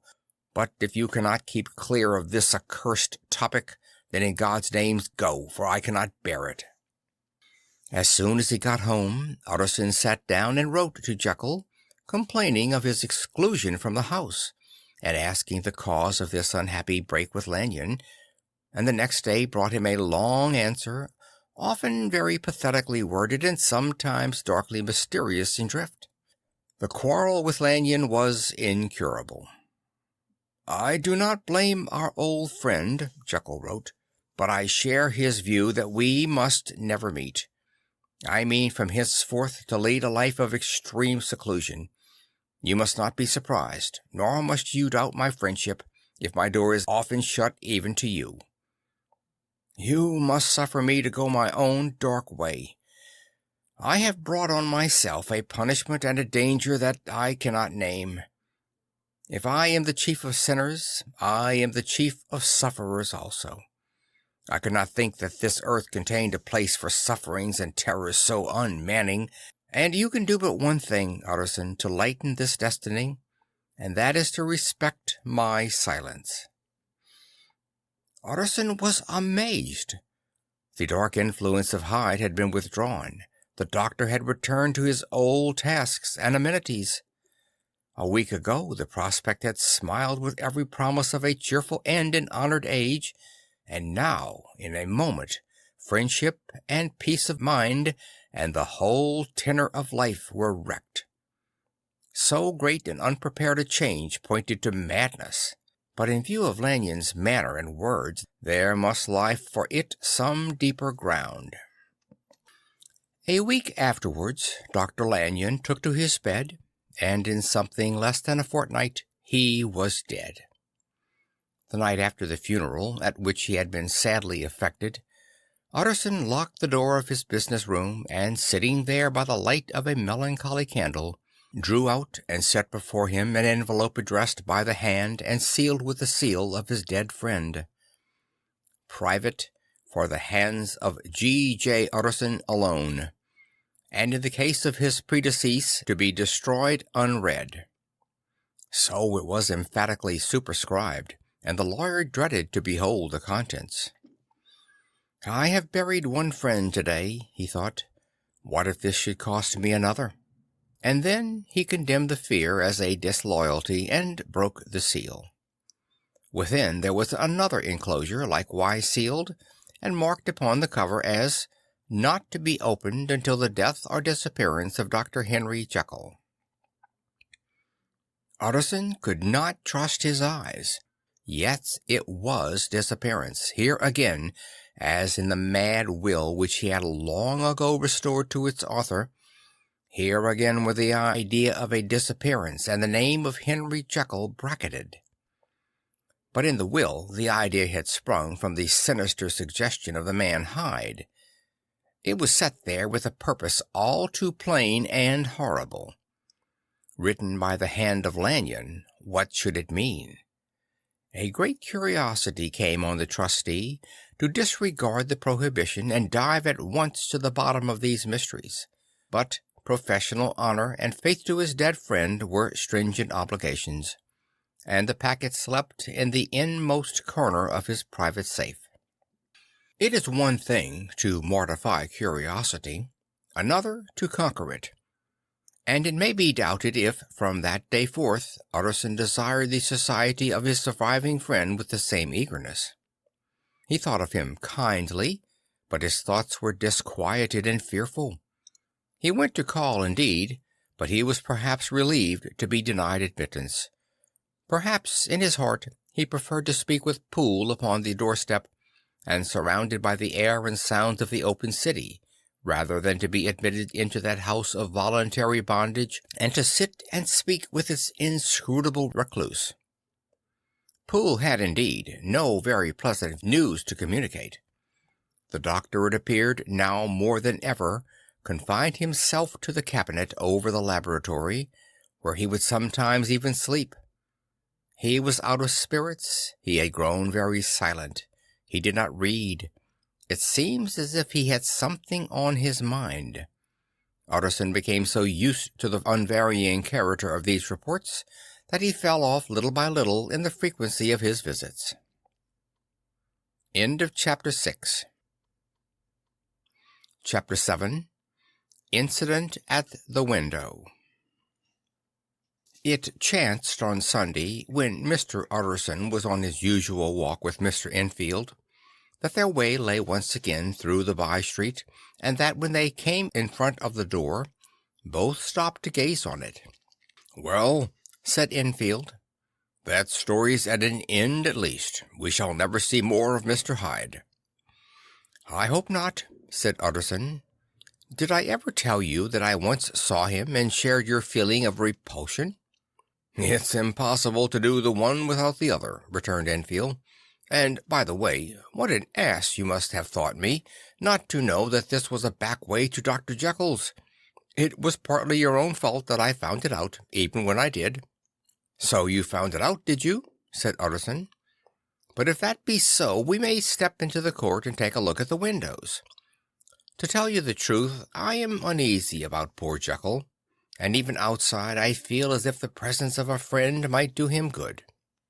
The court was very cool and a little damp, and full of premature twilight, although the sky high up overhead was still bright with sunset. The middle one of the three windows was halfway open, and sitting close beside it, taking the air with an infinite sadness of mien, like some disconsolate prisoner, Utterson saw Dr. Jekyll. "What, Jekyll?" he cried. "I trust you are better?" "I am very low, Utterson," replied the doctor drearily. "Very low. It will not last long, thank God." "You stay too much indoors," said the lawyer. "You should be out, whipping up the circulation like Mr. Enfield and me. This is my cousin, Mr. Enfield, Dr. Jekyll. Come now, get your hat and take a quick turn with us." "Ah, you are very good," sighed the other. "I should like to very much, but no, it is quite impossible. I dare not. But indeed, Utterson, I am very glad to see you. This is really a great pleasure. I would ask you and Mr. Enfield up, but the place is really not fit." "Why then," said the lawyer good-naturedly, "the best thing we can do is to stay down here and speak with you from where we are." "That is just what I was about to venture to propose," returned the doctor with a smile. But the words were hardly uttered before the smile was struck out of his face and succeeded by an expression of such abject terror and despair as froze the very blood of the two gentlemen below. They saw it but for a glimpse, for the window was instantly thrust down. But that glimpse had been sufficient, and they turned and left the court without a word. In silence, too, they traversed the by-street, and it was not until they had come into a neighbouring thoroughfare, where even upon a Sunday there were still some stirrings of life, that Mr. Utterson at last turned and looked at his companion. They were both pale, and there was an answering horror in their eyes. "God forgive us! God forgive us!" said Mr. Utterson. But Mr. Enfield only nodded his head very seriously, and walked on once more in silence. Chapter 8. The Last Night. Mr. Utterson was sitting by his fireside one evening after dinner when he was surprised to receive a visit from Poole. "Bless me, Poole, what brings you here?" he cried, and then, taking a second look at him, "What ails you?" he asked. "Is the doctor ill?" "Mr. Utterson," said the man, "there is something wrong." "Take a seat, and here is a glass of wine for you," said the lawyer. "Now take your time and tell me plainly what you want." "You know the doctor's ways, sir," replied Poole, "and how he shuts himself up. Well, he's shut up again in the cabinet, and I don't like it, sir. I wish I may die if I like it. Mr. Utterson, sir, I'm afraid." "Now, my good man," said the lawyer, "be explicit. What are you afraid of?" "I've been afraid for about a week," returned Poole doggedly, disregarding the question, "and I can bear it no more." The man's appearance amply bore out his words. His manner was altered for the worse, and except for the moment when he had first announced his terror, he had not once looked the lawyer in the face. Even now he sat with the glass of wine untasted on his knee, and his eyes directed to a corner of the floor. "I can bear it no more," he repeated. "Come," said the lawyer, "I see you have some good reason, Poole. I see there is something seriously amiss. Try to tell me what it is." "I think there's been foul play," said Poole hoarsely. "Foul play?" cried the lawyer, a good deal frightened and rather inclined to be irritated in consequence. "What foul play? What does the man mean?" "I daren't say, sir," was the reply, "but will you come along with me and see for yourself?" Mr. Utterson's only answer was to rise and get his hat and greatcoat, but he observed with wonder the greatness of the relief that appeared upon the butler's face, and perhaps with no less that the wine was still untasted when he set it down to follow. It was a wild, cold, seasonable night of March, with the pale moon lying on her back as though the wind had tilted her, and flying wrack of the most diaphanous and lawny texture. The wind made talking difficult, and flecked the blood into the face. It seemed to have swept the streets unusually bare of passengers besides, for Mr. Utterson thought he had never seen that part of London so deserted. He could have wished it otherwise. Never in his life had he been conscious of so sharp a wish to see and touch his fellow creatures, for, struggle as he might, there was borne in upon his mind a crushing anticipation of calamity. The square, when they got there, was full of wind and dust, and the thin trees in the garden were lashing themselves along the railing. Poole, who had kept all the way a pace or two ahead, now pulled up in the middle of the pavement, and in spite of the biting weather, took off his hat and mopped his brow with a red pocket-handkerchief. But for all the hurry of his coming, these were not the dews of exertion that he wiped away, but the moisture of some strangling anguish, for his face was white, and his voice, when he spoke, harsh and broken. "Well, sir," he said, "here we are, and God grant there be nothing wrong." "Amen, Poole," said the lawyer. Thereupon the servant knocked in a very guarded manner. The door was opened on the chain, and a voice asked from within, "Is that you, Poole?" "It's all right," said Poole. "Open the door." The hall, when they entered it, was brightly lighted up. The fire was built high, and about the hearth the whole of the servants, men and women, stood huddled together like a flock of sheep. At the sight of Mr. Utterson, the housemaid broke into hysterical whimpering, and the cook, crying out, "Bless God, it's Mr. Utterson!" ran forward as if to take him in her arms. "What? Are you all here?" said the lawyer peevishly. "Very irregular, very unseemly. Your master would be far from pleased." "They are all afraid," said Poole. Blank silence followed, no one protesting. Only the maid lifted her voice and now wept loudly. "Hold your tongue," Poole said to her, with a ferocity of accent that testified to his own jangled nerves. And indeed, when the girl had so suddenly raised the note of her lamentation, they had all started and turned toward the inner door with faces of dreadful expectation. "And now," continued the butler, addressing the knife boy, "reach me a candle, and we'll get this through hands at once." And then he begged Mr. Utterson to follow him, and led the way to the back garden. "Now, sir," said he, "you come as gently as you can. I want you to hear, and I don't want you to be heard. And see here, sir, if by any chance he was to ask you in, don't go."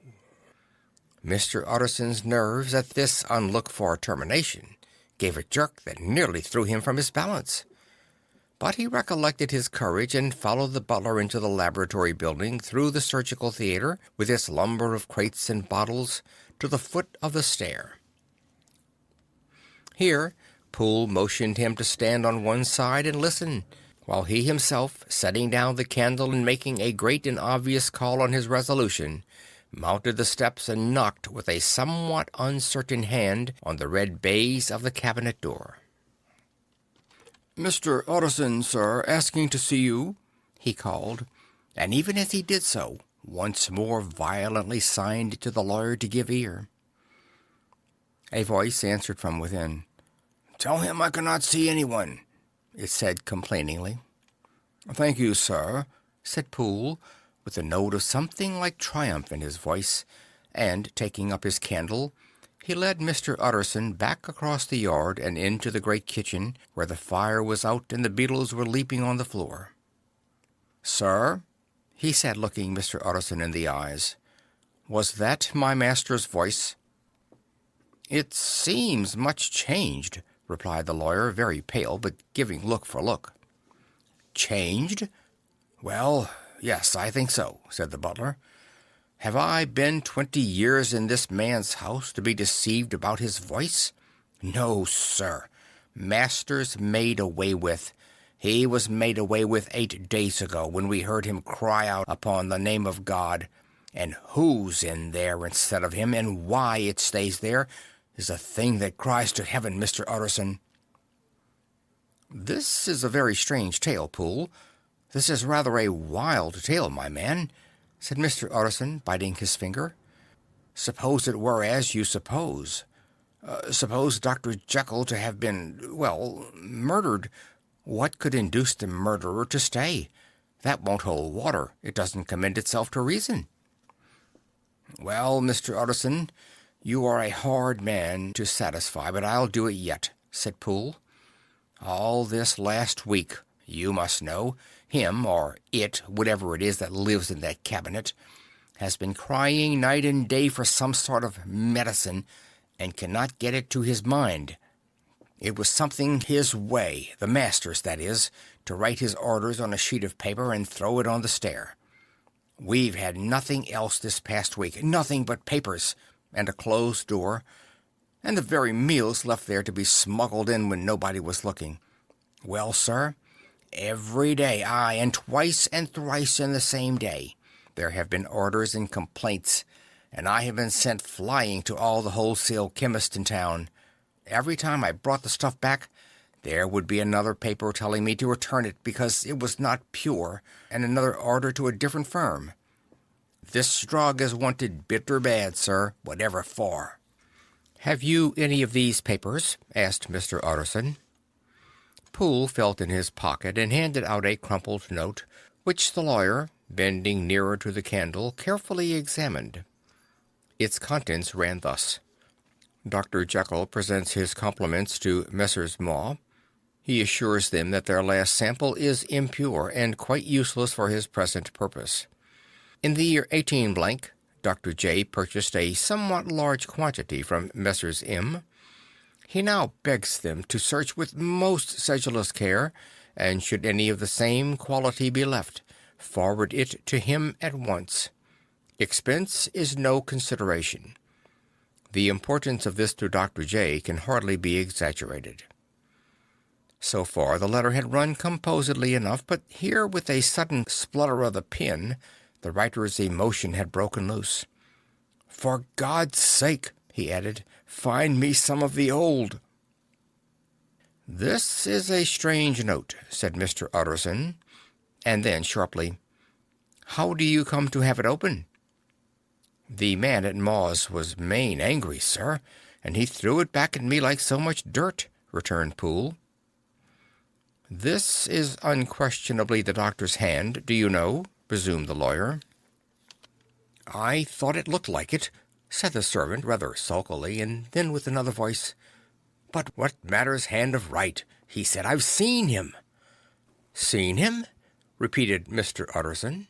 "Well, that's it," said Poole. "It was this way. I came suddenly into the theater from the garden. It seems he had slipped out to look for this drug, or whatever it is, for the cabinet door was open, and there he was at the far end of the room, digging among the crates. He looked up when I came in, gave a kind of cry, and whipped upstairs into the cabinet. It was but for 1 minute that I saw him, but the hair stood upon my head like quills. Sir, if that was my master, why had he a mask upon his face? If it was my master, why did he cry out like a rat and run from me? I have served him long enough. And then—" The man paused and passed his hand over his face. "These are all very strange circumstances," said Mr. Utterson, "but I think I begin to see daylight. Your master, Poole, is plainly seized with one of those maladies that both torture and deform the sufferer. Hence, for aught I know, the alteration of his voice. Hence the mask and the avoidance of his friends. Hence his eagerness to find this drug, by means of which the poor soul retains some hope of ultimate recovery. God grant that he be not deceived. There is my explanation. It is sad enough, Poole, aye, and appalling to consider, but it is plain and natural, hangs well together, and delivers us from all exorbitant alarms." "Sir," said the butler, turning to a sort of mottled pallor, "that thing was not my master, and there's the truth. My master," here he looked round him and began to whisper, "is a tall, fine build of a man, and this was more of a dwarf." Utterson attempted to protest. "Oh, sir," cried Poole, "do you think I do not know my master after 20 years? Do you think I do not know where his head comes to in the cabinet door? where I saw him every morning of my life? No, sir, that thing in the mask was never Dr. Jekyll. God knows what it was, but it was never Dr. Jekyll. And it is the belief of my heart that there was murder done. Poole, replied the lawyer, if you say that, it will become my duty to make certain. Much as I desire to spare your master's feelings, much as I am puzzled by this note which seems to prove him to be still alive, I shall consider it my duty to break in that door. Ah, Mr. Utterson, that's talking, cried the butler. And now comes the second question, resumed Utterson. Who is going to do it? Why, you and me, sir, was the undaunted reply. That's very well said, returned the lawyer, and whatever comes of it, I shall make it my business to see you are no loser. There is an axe in the theater, continued Poole, and you might take the kitchen poker for yourself. The lawyer took that rude but weighty instrument into his hand and balanced it. Do you know, Poole, he said, looking up, that you and I are about to place ourselves in a position of some peril? You may say so, sir, indeed, returned the butler. It is well, then, that we should be frank, said the other. We both think more than we have said. Let us make a clean breast. This masked figure that you saw, did you recognize it? Well, sir, it went so quick, and the creature was so doubled up, that I could hardly swear to that, was the answer. But if you mean, was it Mr. Hyde? Why, yes, I think it was. You see, it was much of the same bigness, and it had the same quick, light way with it. And then who else could have got in by the laboratory door? You have not forgotten, sir, that at the time of the murder he had still the key with him? But that's not all. I don't know, Mr. Utterson, if you ever met this Mr. Hyde? Yes, said the lawyer. I once spoke with him. Then you must know as well as the rest of us that there was something queer about that gentleman, something that gave the man a turn. I don't know rightly how to say it, sir, beyond this, that you felt it in your marrow, kind of cold and thin. Quite so, sir, returned Poole. Well, when that masked thing like a monkey jumped from among the chemicals and whipped into the cabinet, it went down my spine like ice. Oh, I know it's not evidence, Mr. Utterson. I'm book-learned enough for that. But a man has his feelings, and I give you my Bible word it was Mr. Hyde. Aye, said the lawyer. My fears incline to the same point. Evil, I fear, founded. Evil was sure to come of that connection. I believe you. I believe poor Harry is killed, and I believe his murderer, for what purpose God alone can tell, is still lurking in his victim's room. Well, let our name be Vengeance. Call Bradshaw. The footman came at the summons, very white and nervous. Pull yourself together, Bradshaw, said the lawyer. This suspense, I know, is telling upon all of you, but it is now our intention to make an end of it. Poole here and I are going to force our way into the cabinet. If all is well, my shoulders are broad enough to bear the blame. Meanwhile, lest anything should really be amiss, or any malefactor seek to escape by the back, you and the boy must go round the corner with a pair of good sticks and take your post at the laboratory door. We give you 10 minutes to get to your stations. As Bradshaw left, the lawyer looked at his watch. And now, Poole, let us get to ours, he said, and, taking the poker under his arm, led the way into the yard. The scud had banked over the moon, and it was now quite dark. The wind, which only broke in puffs and draughts into that deep well of building, tossed the light of the candle to and fro about their steps, until they came into the shelter of the theatre, where they sat down silently to wait. London hummed solemnly all around, but nearer at hand the stillness was only broken by the sounds of a footfall moving to and fro along the cabinet floor. "So it will walk all day, sir," whispered Poole. "Aye, and the better part of the night. Only when a new sample comes from the chemist there's a bit of a break. Ah, it's an ill conscience that such an enemy to rest. Ah, sir, there's blood foully shed in every step of it.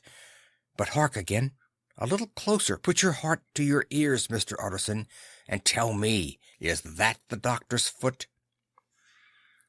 The steps fell lightly and oddly, with a certain swing, for all they went so slowly. It was different indeed from the heavy, creaking tread of Henry Jekyll. Utterson sighed. "Is there never anything else?" he asked. Poole nodded. "Once," he said, "once I heard it weeping." "Weeping? How that?" said the lawyer, conscious of a sudden chill of horror. "Weeping like a woman or a lost soul," said the butler. "I came away with that upon my heart that I could have wept too." But now the 10 minutes drew to an end. Poole disinterred the axe from under a stack of packing straw. The candle was set upon the nearest table to light them to the attack, and they drew near with bated breath to where that patient foot was still going up and down in the quiet of the night. "Jekyll!" cried Utterson with a loud voice. "I demand to see you." He paused a moment, but there came no reply. "I give you fair warning. Our suspicions are aroused, and I must and shall see you," he resumed. "If not by fair means, then by foul. If not by your consent, then by brute force." "Utterson," said the voice, "for God's sake, have mercy." "Aye, that's not Jekyll's voice, it's Hyde's," cried Utterson. "Down with the door, Poole." Poole swung the axe over his shoulder. The blow shook the building, and the red baize door leaped against the lock and hinges. A dismal screech as of mere animal terror rang from the cabinet. Up went the axe again, and again the panels crashed, and the frame bounded. 4 times the blow fell, but the wood was tough, and the fittings were of excellent workmanship. It was not until the 5th that the lock burst, and the wreck of the door fell inwards on the carpet. The besiegers, appalled at their own riot and the stillness that had succeeded, stood back a little and peered in. There lay the cabinet before their eyes in the quiet lamplight, a good fire glowing and chattering on the hearth, the kettle singing its thin strain, a drawer or two open, papers neatly set forth on the business table, and, nearer the fire, the things laid out for tea. The quietest room, you would have said, and, but for the glazed presses full of chemicals, the most commonplace that night in London. Right in the middle there lay the body of a man sorely contorted and still twitching. They drew near on tiptoe, turned it on its back, and beheld the face of Edward Hyde. He was dressed in clothes far too large for him, clothes of the doctor's bigness. The cords of his face still moved with a semblance of life, but life was quite gone. And by the crushed vial in his hand, and the strong smell of kernels that hung upon the air, Utterson knew that he was looking on the body of a self-destroyer. "We have come too late," he said sternly, "whether to save or punish. Hyde is gone to his account, and it only remains for us to find the body of your master." The far greater proportion of the building was occupied by the theatre, which filled almost the whole ground story, and was lighted from above, and by the cabinet, which formed an upper story at one end and looked upon the court. A corridor joined the theatre to the door on the by-street, and with this the cabinet communicated separately by a second flight of stairs. There were besides a few dark closets and a spacious cellar. All these they now thoroughly examined. Each closet needed but a glance, for all were empty, and all, by the dust that fell from their doors, had stood long unopened. The cellar indeed was filled with crazy lumber, mostly dating from the times of the surgeon who was Jekyll's predecessor. But even as they opened the door, they were advertised of the uselessness of further search by the fall of a perfect mat of cobweb which had for years sealed up the entrance. Nowhere was there any trace of Henry Jekyll, dead or alive. Poole stamped on the flags of the corridor. "He must be buried here," he said, hearkening to the sound. "Or he may have fled," said Utterson, and he turned to examine the door in the by-street. It was locked, and lying near by on the flags they found the key, already stained with rust. "This does not look like use," observed the lawyer. "Use?" echoed Poole. "Do you not see, sir, it is broken, much as if a man had stamped on it?" "Aye," continued Utterson, "and the fractures, too, are rusty." The two men looked at each other with a stare. "This is beyond me, Poole," said the lawyer. "Let us go back to the cabinet." They mounted the stair in silence, and, still with an occasional awestruck glance at the dead body, proceeded more thoroughly to examine the contents of the cabinet. At one table there were traces of chemical work, various measured heaps of some white salt being laid on glass saucers, as though for an experiment in which the unhappy man had been prevented. "That is the same drug that I was always bringing him," said Poole, and even as he spoke, the kettle with a startling noise boiled over. This brought them to the fireside, where the easy-chair was drawn cosily up, and the tea-things stood ready at the sitter's elbow, the very sugar in the cup. There were several books on a shelf. One lay beside the tea-things open, and Utterson was amazed to find it a copy of a pious work, for which Jekyll had several times expressed a great esteem, annotated in his own hand with startling blasphemies. Next, in the course of their review of the chamber, the searchers came to the cheval glass, into whose depths they looked with an involuntary horror. But it was so turned as to show them nothing but the rosy glow playing on the roof, the fire sparkling in 100 repetitions along the glazed front of the presses, and their own pale and fearful countenances stooping to look in. "This glass has seen some strange things, sir," whispered Poole. "And surely none stranger than itself," echoed the lawyer in the same tones. "For what did Jekyll—" He caught himself up at the word with a start, and then, conquering the weakness, "What could Jekyll want with it?" he said. "You may say that," said Poole. Next they turned to the business table. On the table, among the neat arrays of papers, a large envelope was uppermost, and bore, in the doctor's hand, the name of Mr. Utterson. The lawyer unsealed it, and several enclosures fell to the floor. The first was a will, drawn in the same eccentric terms as the one which he had returned 6 months before, to serve as a testament in case of death and as a deed of gift in case of disappearance. But in place of the name of Edward Hyde, the lawyer, with indescribable amazement, read the name of Gabriel John Utterson. He looked at Poole, then back at the paper, and last of all at the dead malefactor stretched upon the carpet. "My head goes round," he said. "He has been all these days in possession. He had no cause to like me. He must have raged to see himself displaced, and he has not destroyed this document." He caught up the next paper. It was a brief note in the doctor's hand, and dated at the top. "Oh, Poole," the lawyer cried, "he was alive and here this day.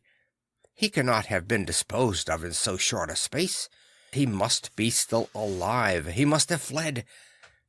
And then, why fled? And how? And in that case, can we venture to declare this suicide? Oh, we must be careful. I foresee that we may yet involve your master in some dire catastrophe." "Why don't you read it, sir?" asked Poole. "Because I fear," replied the lawyer solemnly.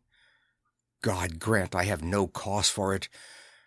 And with that he brought the paper to his eyes and read as follows.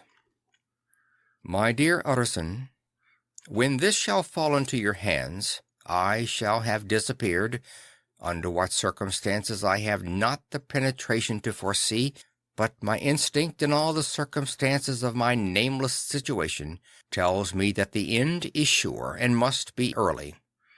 Go then, and read the first narrative which Lanyon warned me he was to place in your hands. And if you care to hear more, turn to the confession of your unworthy and unhappy friend, Henry Jekyll. "There was a third enclosure?" asked Utterson. "Here, sir," said Poole, and gave into his hands a considerable packet sealed in several places. The lawyer put it in his pocket. "I would say nothing of this paper. If your master has fled or is dead, we may at least save his credit. It is now 10. I must go home and read these documents in quiet, but I shall be back before midnight, when we shall send for the police."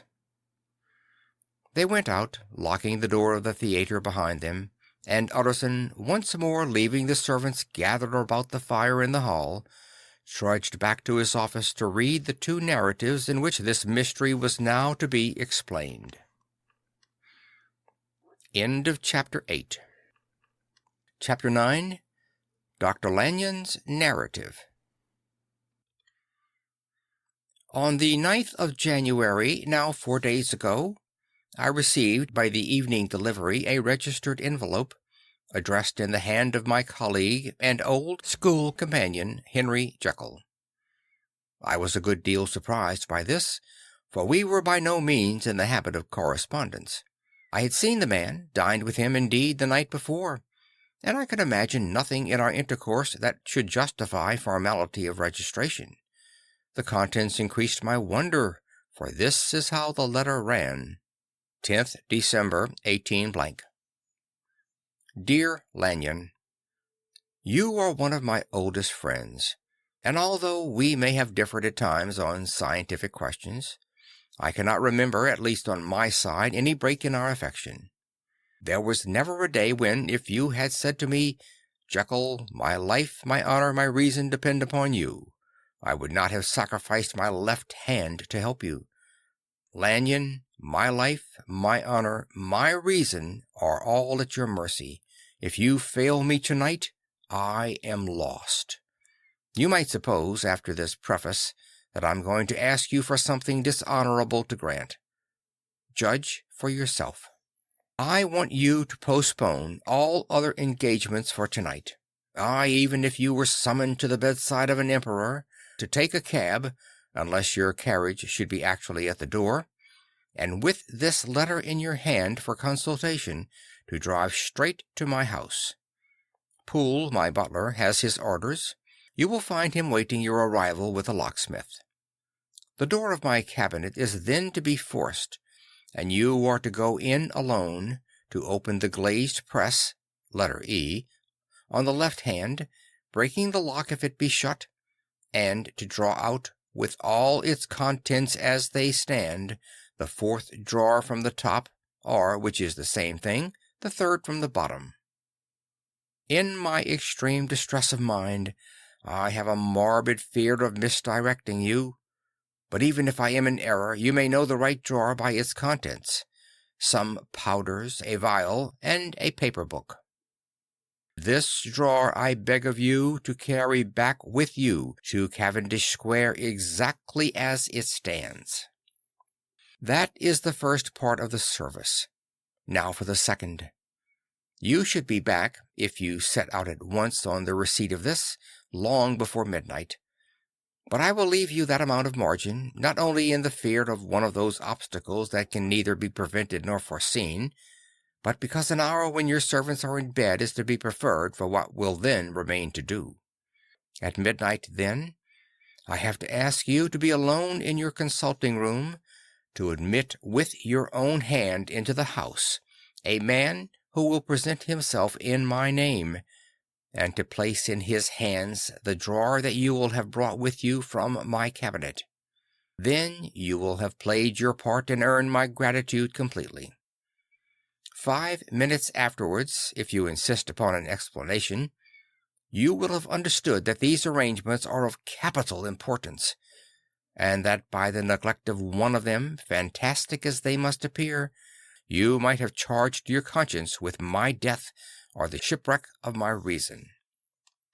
Confident as I am that you will not trifle with this appeal, my heart sinks and my hand trembles at the bare thought of such a possibility. Think of me at this hour, in a strange place, laboring under a blackness of distress that no fancy can exaggerate, and yet well aware that if you will but punctually serve me, my troubles will roll away like a story that is told. Serve me, my dear Lanyon, and save your friend, H.J. P.S. I had already sealed this up when a fresh terror struck upon my soul. It is possible that the post office may fail me, and this letter will not come into your hands until tomorrow morning. In that case, dear Lanyon, do my errand when it shall be most convenient for you in the course of the day, and once more expect my messenger at midnight. It may then already be too late, and if that night passes without event, you will know that you have seen the last of Henry Jekyll. Upon reading of this letter, I made sure my colleague was insane. But till that proved beyond the possibility of doubt, I felt bound to do as he requested.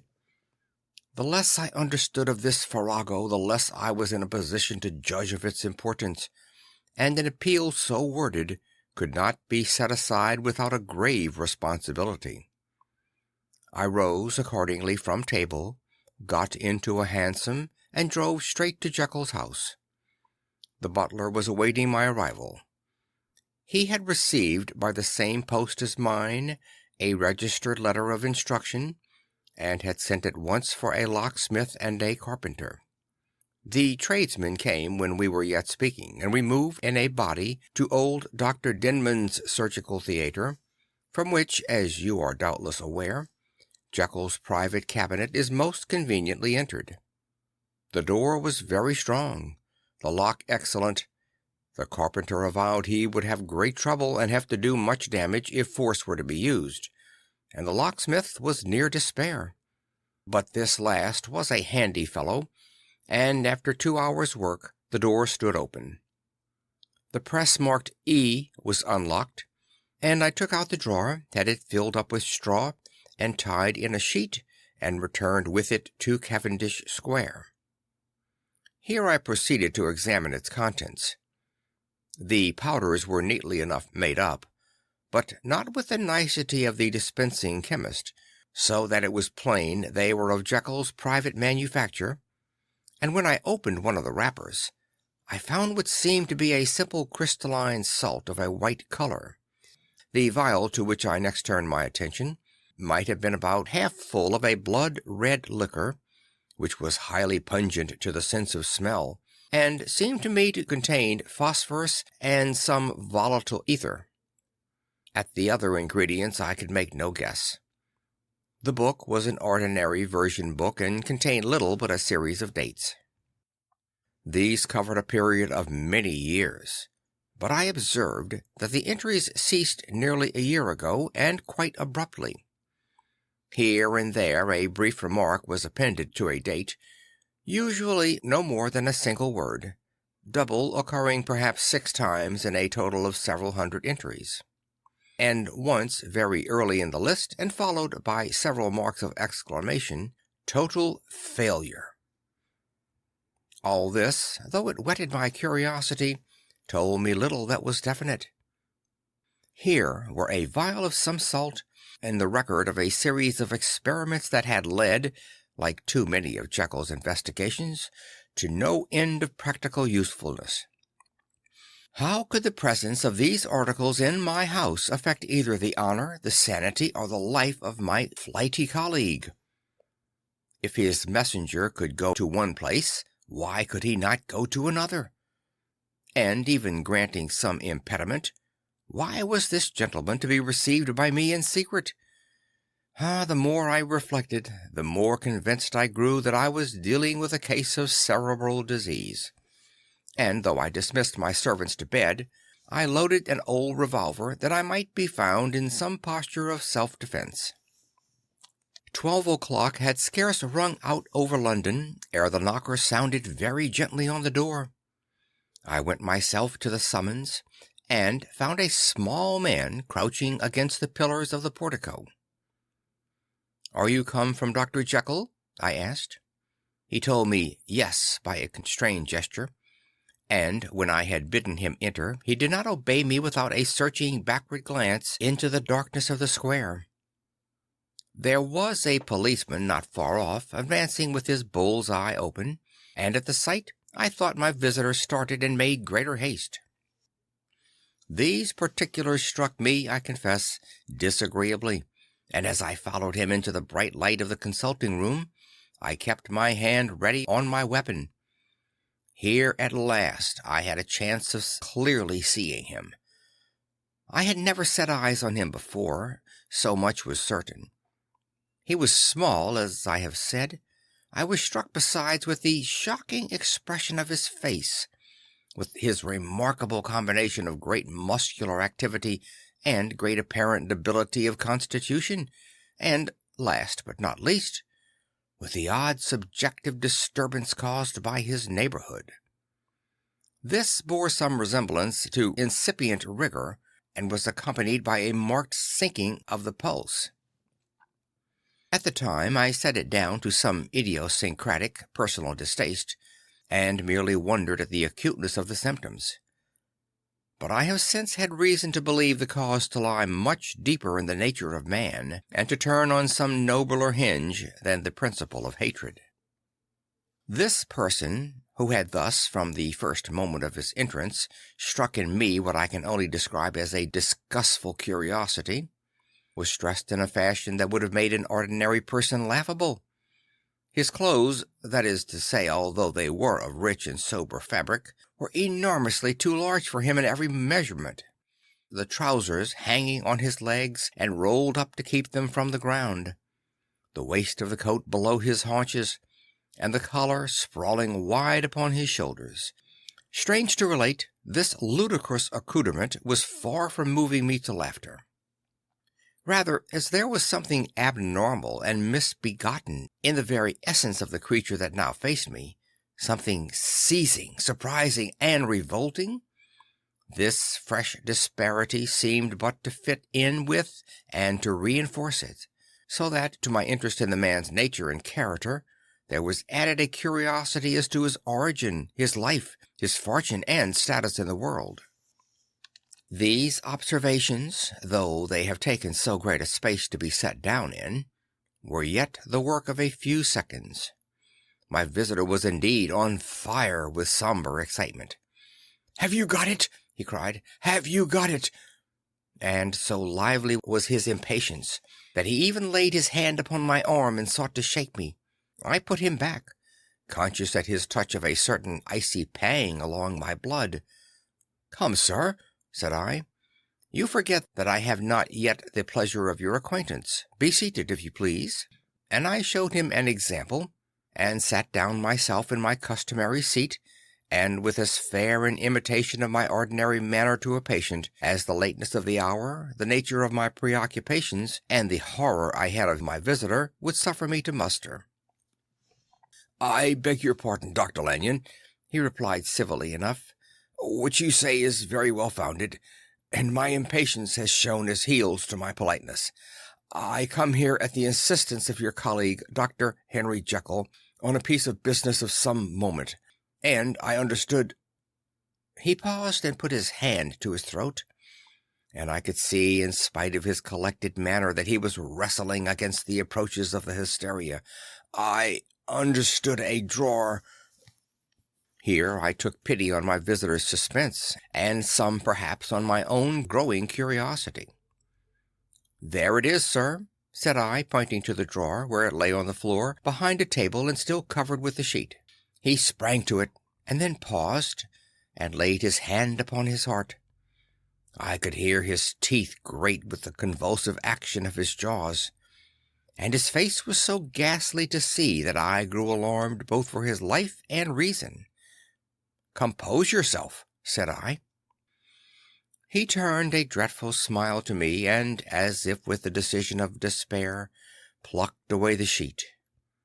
At the sight of the contents, he uttered one loud sob of such immense relief that I sat petrified.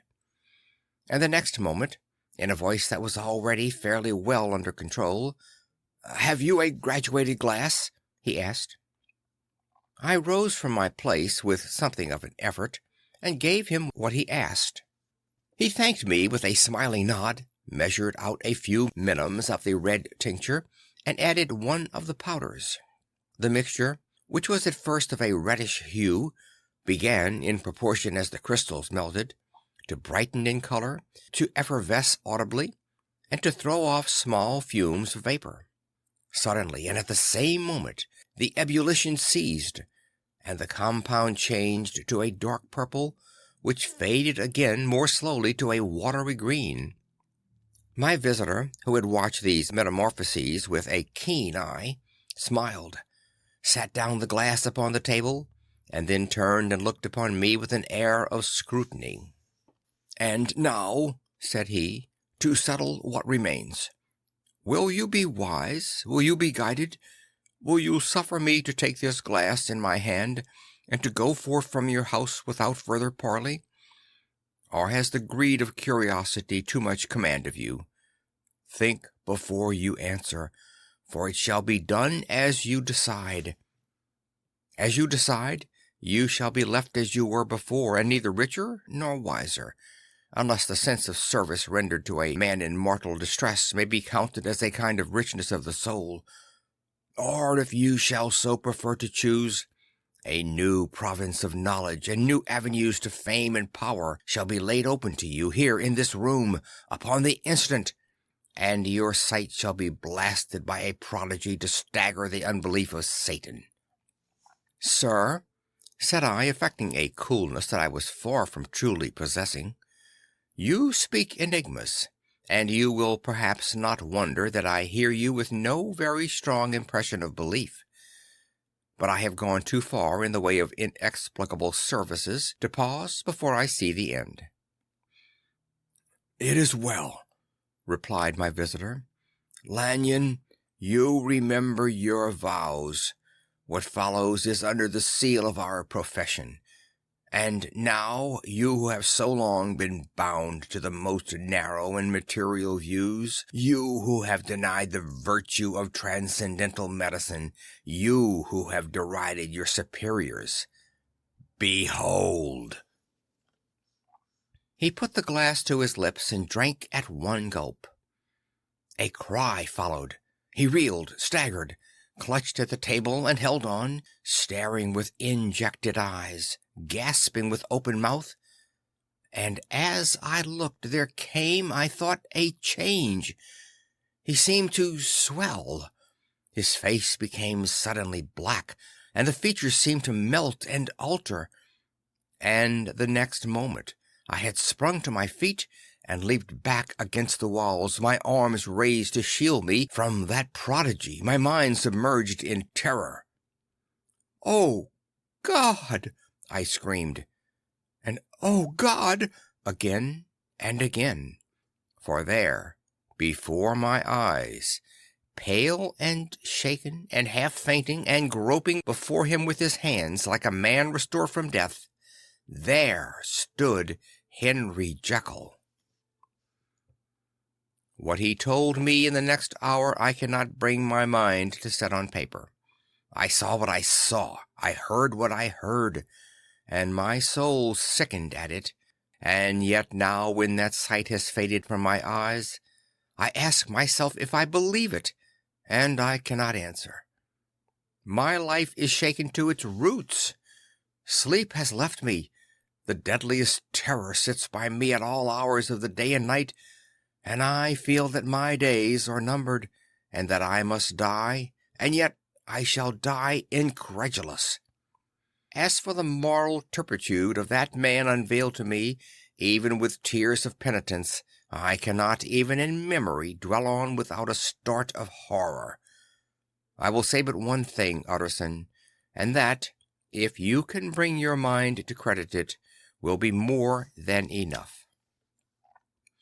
The creature who crept into my house that night was, on Jekyll's own confession, known by the name of Hyde, and hunted for in every corner of the land as the murderer of Carew. Hasty Lanyon. End of Chapter 9. Chapter 10. Henry Jekyll's full statement of the case. I was born in the year 18 to a large fortune, endowed besides with excellent parts, inclined by nature to industry, fond of the respect of the wise, and good among my fellow men, and thus, as might have been supposed, with every guarantee of an honourable and distinguished future. And indeed the worst of my faults was a certain impatient gaiety of disposition, such as has made the happiness of many, but such as I found it hard to reconcile with my imperious desire to carry my head high and wear a more than commonly grave countenance before the public. Hence it came about that I concealed my pleasures, and that when I reached years of reflection, and began to look round me and take stock of my progress and position in the world, I stood already committed to a profound duplicity of life. Many a man would have even blazoned such irregularities as I was guilty of, but from the high views that I had set before me, I regarded and hid them with an almost morbid sense of shame. It was thus rather the exacting nature of my aspirations than any particular degradation in my faults that made me what I was, and with even a deeper trench than in the majority of men, severed in me those provinces of good and ill which divide and compound man's dual nature. In this case I was driven to reflect deeply and inveterately on that hard law of life, which lies at the root of religion, and is one of the most plentiful springs of distress. Though so profoundly a double dealer, I was in no sense a hypocrite. Both sides of me were in dead earnest. I was no more myself when I laid aside restraint and plunged in shame, than when I laboured in the eye of day at the furtherance of knowledge, or the relief of sorrow and suffering. And it chanced that the direction of my scientific studies, which led wholly towards the mystic and transcendental, reacted and shed a strong light on this consciousness of the perennial war among my members. With every day, and from both sides of my intelligence, the moral and the intellectual, I thus drew steadily nearer to that truth, by whose partial discovery I have been doomed to such a dreadful shipwreck, that man is not truly one, but truly two.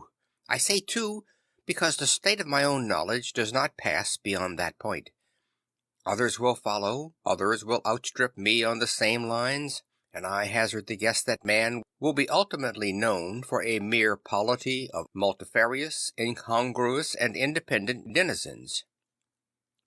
I, for my own part, from the nature of my life, advanced infallibly in one direction, and in one direction only. It was on the moral side, and in my own person, that I learned to recognize the thorough and primitive duality of man. I saw that, of the two natures that contended in the field of my consciousness, even if I could rightly be said to be either, it was only because I was radically both. And from an early date, even before the course of my scientific discoveries had begun to suggest the most naked possibility of a miracle, I had learned to dwell with pleasure, as a beloved daydream, on the thought of the separation of these elements. If each, I told myself, could be housed in separate entities, life would be relieved of all that was unbearable. The unjust might go his way, delivered from the aspirations and remorse of his more upright twin, and the just could walk steadfastly and securely on his upward path, doing the good things in which he found his pleasure, and no longer exposed to disgrace and penitence by the hands of this extraneous evil. It was the curse of mankind that these incongruous faggots were thus bound together, that in the agonized womb of consciousness these polar twins should be continuously struggling. How then were they dissociated? I was so far in my reflections when, as I have said, a side light began to shine upon the subject from the laboratory table. I began to perceive more deeply than it has ever been yet stated the trembling immateriality, the mist-like transience of this seemingly so solid body in which we walk attired. Certain agents I found to have the power to shake and pluck back the fleshy vestment, even as a wind might toss the curtains of a pavilion. For two good reasons, I will not enter deeply into this scientific branch of my confession. First, because I have been made to learn that the doom and burden of our life is bound forever on man's shoulders, and when the attempt is made to cast it off, it but returns upon us with more unfamiliar and more awful pressure. Second, because, as my narrative will make, alas, too evident, my discoveries were incomplete. Enough, then, that I not only recognized my natural body from the mere aura and effulgence of certain of the powers that make up my spirit, but managed to compound a drug by which these powers should be dethroned from their supremacy, and a second form and countenance substituted, none the less natural to me because they were the expression and bore the stamp of lower elements in my soul. I hesitated long before I put this theory to the test of practice. I knew well that I risked death, for any drug that so potently controlled and shook the very fortress of identity might, by the least scruple of an overdose, or at the least inopportunity in the moment of exhibition, utterly blot out that immaterial tabernacle which I looked to it to change. But the temptation of a discovery so singular and profound at last overcame the suggestions of alarm. I had long since prepared my tincture. I purchased at once from a firm of wholesale chemists a large quantity of a particular salt which I knew from my experiments to be the last ingredient required, and late one accursed night I compounded the elements, watched them boil and smoke together in the glass, and when the ebullition had subsided, with a strong glow of courage drank off the potion. The most racking pang succeeded, a grinding in the bones, deadly nausea, and a horror of the spirit that cannot be exceeded at the hour of birth or death. Then these agonies began swiftly to subside, and I came to myself as if out of a great sickness. There was something strange in my sensations, something indescribably new and, from its very novelty, incredibly sweet. I felt younger, lighter, happier in body. Within I was conscious of a heady restlessness, a current of disordered sensual images running like a mill race in my fancy, a solution of the bonds of obligation, an unknown but not an innocent freedom of the soul. I knew myself at the first breath of this new life to be more wicked, tenfold more wicked, sold a slave to my original evil, and the thought in that moment braced and delighted me like wine. I stretched out my hands, exulting in the freshness of these sensations, and in the act I was suddenly aware that I had lost in stature. There was no mirror at that date in my room. That which stands beside me as I write was brought there later on, and for the very purpose of these transformations. The night, however, was far gone into the morning. The morning, black as it was nearly ripe for the conception of the day. The inmates of my house were locked in the most rigorous hours of slumber, and I determined, flushed as I was with hope and triumph, to venture in my new shape as far as to my bedroom. I crossed the yard, wherein the constellations looked down upon me, I could have thought with wonder, the first creature of that sort that their unsleeping vigilance had yet disclosed to them. I stole through the corridors, a stranger in my own house, and, coming to my room, I saw for the first time the appearance of Edward Hyde. I must here speak by theory alone, saying not that which I know, but that which I suppose to be most probable. The evil side of my nature, to which I had now transferred the stamping efficacy, was less robust and less developed than the good which I had just deposed. Again, in the course of my life, which had been after all 9/10 a life of effort, virtue, and control, it had been much less exercised and much less exhausted, and hence, as I think, it came about that Edward Hyde was so much smaller, slighter, and younger than Henry Jekyll. Even as good shone upon the countenance of the one, evil was written broadly and plainly on the face of the other. Evil besides, which I must still believe to be the lethal side of man, had left on that body an imprint of deformity and decay. And yet, when I looked upon the ugly idol in the glass, I was conscious of no repugnance, rather a leap of welcome. This, too, was myself. It seemed natural and human.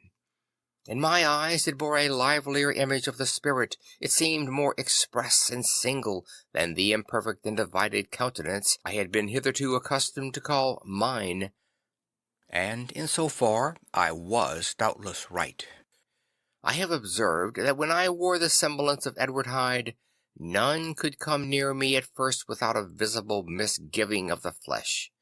This, as I take it, was because all human beings, as we meet them, are commingled out of good and evil, and Edward Hyde alone in the ranks of mankind was pure evil. I lingered but a moment at the mirror. The second and conclusive experiment had yet to be attempted. It yet remained to be seen if I had lost my identity beyond redemption, and must flee before daylight from a house that was no longer mine, and hurrying back to my cabinet, I once more prepared and drank the cup, once more suffered the pangs of dissolution, and came to myself once more with the character, the stature, and the face of Henry Jekyll. That night I had come to the fatal crossroads. Had I approached my discovery in a more noble spirit, had I risked the experiment while under the empire of generous or pious aspirations, all must have been otherwise, and from these agonies of death and birth I had come forth an angel instead of a fiend. The drug had no discriminating action. It was neither diabolical nor divine. It but shook the doors of the prison house of my disposition, and, like the captives of Philippi, that which stood within ran forth. At that time my virtue slumbered, my evil, kept awake by ambition, was alert and swift to seize the occasion, and the thing that was projected was Edward Hyde. Hence, although I had now two characters as well as two appearances, one wholly evil and the other was still the old Henry Jekyll, that incongruous compound of whose reformation and improvement I had already learned to despair, the movement was thus wholly toward the worse. Even at that time I had not conquered my aversions to the dryness of a life of study. I would still be merrily disposed at times, and as my pleasures were, to say the least, undignified, and I was not only well known and highly considered, but growing towards the elderly man, this incoherency of my life was daily growing more unwelcome. It was on this side that my new power tempted me until I fell in slavery. I had but to drink the cup, to doff at once the body of the noted professor, and to assume, like a thick cloak, that of Edward Hyde. I smiled at the notion. It seemed to me at the time to be humorous, and I made my preparations with the most studious care. I took and furnished that house in Soho to which Hyde was tracked by the police, and engaged as a housekeeper a creature whom I knew well to be silent and unscrupulous. On the other side, I announced to my servants that a Mr. Hyde, whom I described, was to have full liberty and power about my house in the square, and to parry misgivings, I even called and made myself a familiar object in my second character. I next drew up that will to which you so much objected, so that if anything befell me in the person of Dr. Jekyll, I could enter on that of Edward Hyde without pecuniary loss. And, thus fortified, as I supposed, on every side, I began to profit by the strange immunities of my position. Men have before hired bravos to transact their crimes, while their own person and reputation sat under shelter. I was the first that ever did so for his pleasures. I was the first that could plod in the public eye with a load of genial respectability, and in a moment like a schoolboy strip off these lendings and spring headlong into the sea of liberty. But for me and my impenetrable mantle, the safety was complete. Think of it, I did not even exist. Let me but escape into my laboratory door. Give me but a second or two to mix and swallow the draught that I had always standing ready, and whatever he had done, Edward Hyde would pass away like the stain of a breath upon a mirror. And there, in his stead, quietly at home, trimming the midnight lamp in his study, a man who could afford to laugh at suspicion would be Henry Jekyll. The pleasures which I made haste to seek in my disguise were, as I have said, undignified. I would scarce use a harder term. But in the hands of Edward Hyde, they soon began to turn toward the monstrous. When I would come back from these excursions, I was often plunged into a kind of wonder at my vicarious depravity. This familiar that I called out of my own soul and sent forth alone to do his good pleasure was a being inherently malign and villainous. His every act and thought centered on self, drinking pleasure with bestial avidity from any degree of torture to another, relentless like a man of stone. Henry Jekyll stood at times aghast before the acts of Edward Hyde, but the situation was apart from ordinary laws, and insidiously relaxed the grasp of conscience. It was Hyde, after all, and Hyde alone, that was guilty. Jekyll was no worse. He woke again to his good qualities seemingly unimpaired. He would even make haste, where it were possible, to undo the evil done by Hyde, and thus his conscience slumbered. Into the details of the infamy at which I thus connived, for even now I can scarce grant that I committed it, I have no design of entering. I meant but to point out the warnings and the successive steps with which my chastisement approached. I met with one accident which, as it brought on no consequence, I shall no more than mention. As an act of cruelty to a child aroused against me the anger of a passer-by, whom I recognized the other day in the person of your kinsman. The doctor and the child's family joined him. There were moments when I feared for my life, and at last, in order to pacify their too just resentment, Edward Hyde had to bring them to the door, and pay them in a check drawn to the name of Henry Jekyll. But this danger was easily eliminated from the future, by opening an account at another bank in the name of Edward Hyde himself, and when, by sloping my own hand backward, I had supplied my double with a signature, I thought I sat beyond the reach of fate. Some 2 months before the murder of Sir Danvers, I had been out for one of my adventures, had returned at a late hour, and woke the next day in bed with somewhat odd sensations. It was in vain I looked about me. In vain I saw the decent furniture and tall proportions of my room in the square. In vain that I recognized the pattern of the bed curtains and the design of the mahogany frame. Something still kept insisting that I was not where I was, that I had not wakened where I seemed to be, but in the little room in Soho where I was accustomed to sleep in the body of Edward Hyde. I smiled to myself, but in a psychological way began lazily to inquire into the elements of this illusion, occasionally, even as I did so, dropping back into a comfortable morning doze. I was still so engaged when, in one of my more wakeful moments, my eyes fell upon my hand. Now, the hand of Henry Jekyll, as you have often remarked, was professional in shape and size. It was large, firm, white, and comely. But the hand which I now saw, clearly enough in the yellow light of a mid-London morning, lying half shut on the bedclothes, was lean, corded, knuckly, of a dusky pallor, and thickly shaded with a swart growth of hair. It was the hand of Edward Hyde.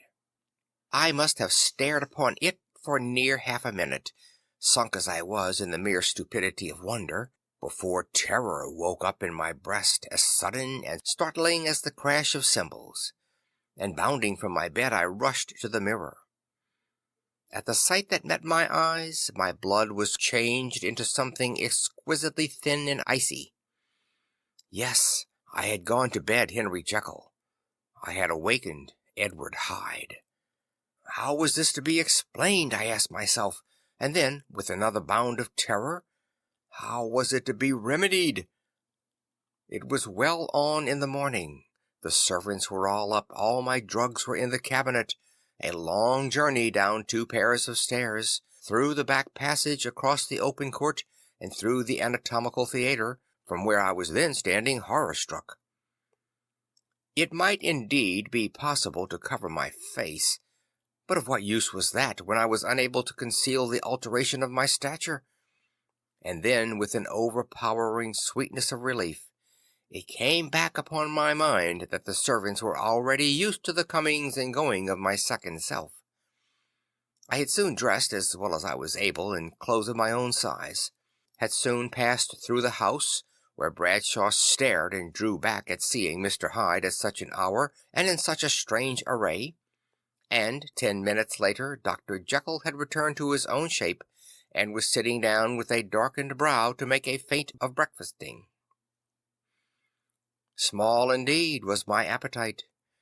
This inexplicable incident, this reversal of my previous experience seemed, like the Babylonian finger on the wall, to be spelling out the letters of my judgment, and I began to reflect more seriously than ever before on the issues and possibilities of my double existence. That part of me which I had the power of projecting had lately been much exercised and nourished. It had seemed to me of late as though the body of Edward Hyde had grown in stature, as though, when I wore that form, I were conscious of a more generous tide of blood, and I began to spy a danger that, if this were much prolonged, the balance of my nature might be permanently overthrown, the power of voluntary change be forfeited, and the character of Edward Hyde become irrevocably mine. The power of the drug had not been always equally displayed. Once, very early in my career, it had totally failed me. Since then I had been obliged on more than one occasion to double, and once with infinite risk of death to treble the amount. And these rare uncertainties had cast hitherto the sole shadow on my contentment. Now, however, and in the light of that morning's accident, I was led to remark that, whereas in the beginning the difficulty had been to throw off the body of Jekyll, it had of late gradually but decidedly transferred itself to the other side. All things therefore seemed to point to this, that I was slowly losing hold of my original and better self, and becoming slowly incorporated with my second and worse. Between these two I now felt I had to choose. My two natures had memory in common, but all other faculties were most unequally shared between them. Jekyll, who was composite, now with the most sensitive apprehensions, now with a greedy gusto, projected and shared in the pleasures and adventures of Hyde. But Hyde was indifferent to Jekyll, or but remembered him as the mountain bandit remembers the cavern in which he conceals himself from pursuit. Jekyll had more than a father's interest. Hyde had more than a son's indifference. To cast in my lot with Jekyll was to die to those appetites which I had long secretly indulged, and had of late begun to pamper. To cast it in with Hyde was to die to 1,000 interests and aspirations, and to become at a blow and forever despised and friendless. The bargain might appear unequal, but there was still another consideration in the scales, for, while Jekyll would suffer smartingly in the fires of abstinence, Hyde would not be even conscious of all that he had lost. Strange as my circumstances were, the terms of this debate were as old and commonplace as man. Much the same inducements and alarms cast the die for any tempted and trembling sinner, and it fell out with me as it falls with so vast a majority of my fellows, that I chose the better part, and was found wanting in the strength to keep to it.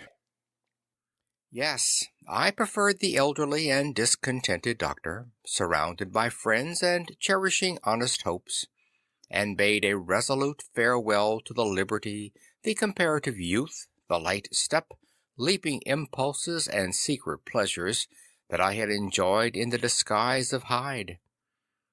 I made this choice perhaps with some unconscious reservation, for I neither gave up the house in Soho, nor destroyed the clothes of Edward Hyde, which still lay ready in my cabinet. For 2 months, however, I was true to my determination. For 2 months I led a life of such severity as I had never before attained to, and enjoyed the compensations of an approving conscience. But time began at last to obliterate the freshness of my alarm. The praises of conscience began to grow into a thing of course. I began to be tortured with throes and longings, as of Hyde struggling after freedom, and at last, in an hour of moral weakness, I once again compounded and swallowed the transforming draught. I do not suppose that, when a drunkard reasons with himself upon his vice, he is once out of 500 times affected by the dangers that he runs through his brutish physical insensibility. Neither had I, long as I had considered my position, made enough allowance for the complete moral insensibility and insensate readiness to evil which were the leading characters of Edward Hyde. Yet it was by these that I was punished. My devil had been long caged. He came out roaring. I was conscious, even when I took the draught, of a more unbridled, a more furious propensity to ill. It must have been this, I suppose, that stirred in my soul that tempest of impatience with which I listened to the civilities of my unhappy victim. I declare, at least before God, no man morally sane could have been guilty of that crime upon so pitiful a provocation, and that I struck in no more reasonable spirit than that in which a sick child may break a plaything. But I had voluntarily stripped myself of all those balancing instincts by which even the worst of us continues to walk with some degree of steadiness among temptations, and in my case, to be tempted, however slightly, was to fall. Instantly the spirit of hell awoke in me and raged. With a transport of glee I mauled the unresisting body, taking delight from every blow, and it was not till weariness had begun to succeed that I was suddenly, in the top fit of my delirium, struck through the heart by a cold thrill of terror. A mist dispersed. I saw my life to be forfeit, and fled from the scene of those excesses, at once glorying and trembling, my lust of evil gratified and stimulated, my love of life screwed to the topmost peg. I ran to the house in Soho, and, to make assurance doubly sure, destroyed my papers. Thence I set out through the lamp-lit streets, in the same divided ecstasy of mind, gloating on my crime, light-headedly devising others in the future, and yet still hastening and still hearkening in my wake for the steps of the avenger. Hyde had a song upon his lips as he compounded the draught, and as he drank it, pledged the dead man. The pangs of transformation had not done tearing him before Henry Jekyll, with streaming tears of gratitude and remorse, had fallen upon his knees and lifted his clasped hands to God. The veil of self-indulgence was rent from head to foot. I saw my life as a whole. I followed it up from the days of childhood, when I had walked with my father's hand, and through the self-denying toils of my professional life, to arrive again and again with the same sense of unreality at the damned horrors of the evening. I could have screamed aloud. I sought with tears and prayers to smother down the crowd of hideous images and sounds with which my memory swarmed against me. And still, between the petitions, the ugly face of my iniquity stared into my soul. As the acuteness of this remorse began to die away, it was succeeded by a sense of joy. The problem of my conduct was solved. Hyde was thenceforth impossible. Whether I would or not, I was now confined to the better part of my existence. And oh, how I rejoiced to think of it! With what willing humility I embraced anew the restrictions of natural life! With what sincere renunciation I locked the door by which I had so often gone and come and ground the key under my heel! The next day came the news that the murder had not been overlooked, that the guilt of Hyde was patent to the world, and that the victim was a man high in public estimation. It was not only a crime, it had been a tragic folly. I think I was glad to know it. I think I was glad to have my better impulses thus buttressed and guarded by the terrors of the scaffold. Jekyll was now my city of refuge. Let but Hyde peep out an instant, and the hands of all men would be raised to take and slay him. I resolved, in my future conduct, to redeem the past, and I can say with honesty that my resolve was fruitful of some good. You know yourself how earnestly, in the last month of the last year, I labored to relieve suffering. You know that much was done for others, and that the days passed quietly, almost happily for myself. Nor can I truly say that I wearied of this beneficent and innocent life. I think instead that I daily enjoyed it more completely, but I was still cursed with my duality of purpose, and as the first edge of my penitence wore off, the lower side of me, so long indulged, so recently chained down, began to growl for license. Not that I dreamed of resuscitating Hyde. The bare idea of that would startle me to frenzy. No, it was in my own person that I was once more tempted to trifle with my conscience. And it was as an ordinary secret sinner that I at last fell before the assaults of temptation. There comes an end to all things. The most capacious measure is filled at last, and this brief condescension to my evil finally destroyed the balance of my soul. And yet I was not alarmed. The fall seemed natural, like the return of the old days before I had made my discovery. It was a fine, clear January day, wet underfoot where the frost had melted, but cloudless overhead, and the Regent's Park was full of winter chirpings and sweet with spring odors. I sat in the sun on a bench, the animal within me licking the chops of memory. The spiritual side a little drowsed, promising subsequent penitence, but not yet moved to begin. After all, I reflected, I was like my neighbors.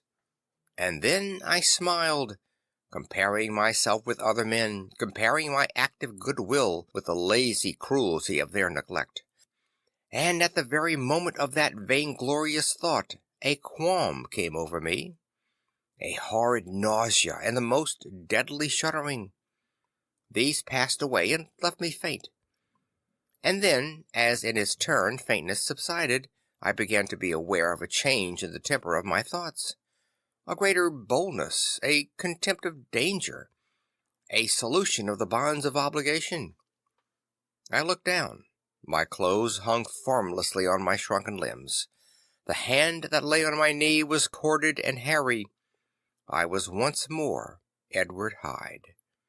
A moment before I had been safe of all men's respect, wealthy, beloved, the cloth laying for me in the dining room at home.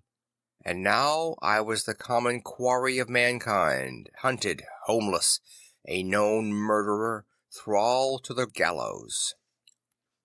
My reason wavered, but it did not fail me utterly.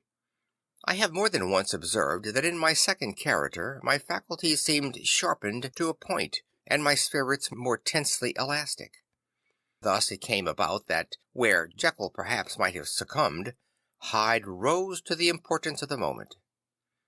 My drugs were in one of the presses of my cabinet. How was I to reach them? That was the problem that, crushing my temples in my hands, I set myself to solve. The laboratory door I had closed. If I sought to enter by my house, my own servants would consign me to the gallows. I saw I must employ another hand, and thought of Lanyon. How was he to be reached? How persuaded?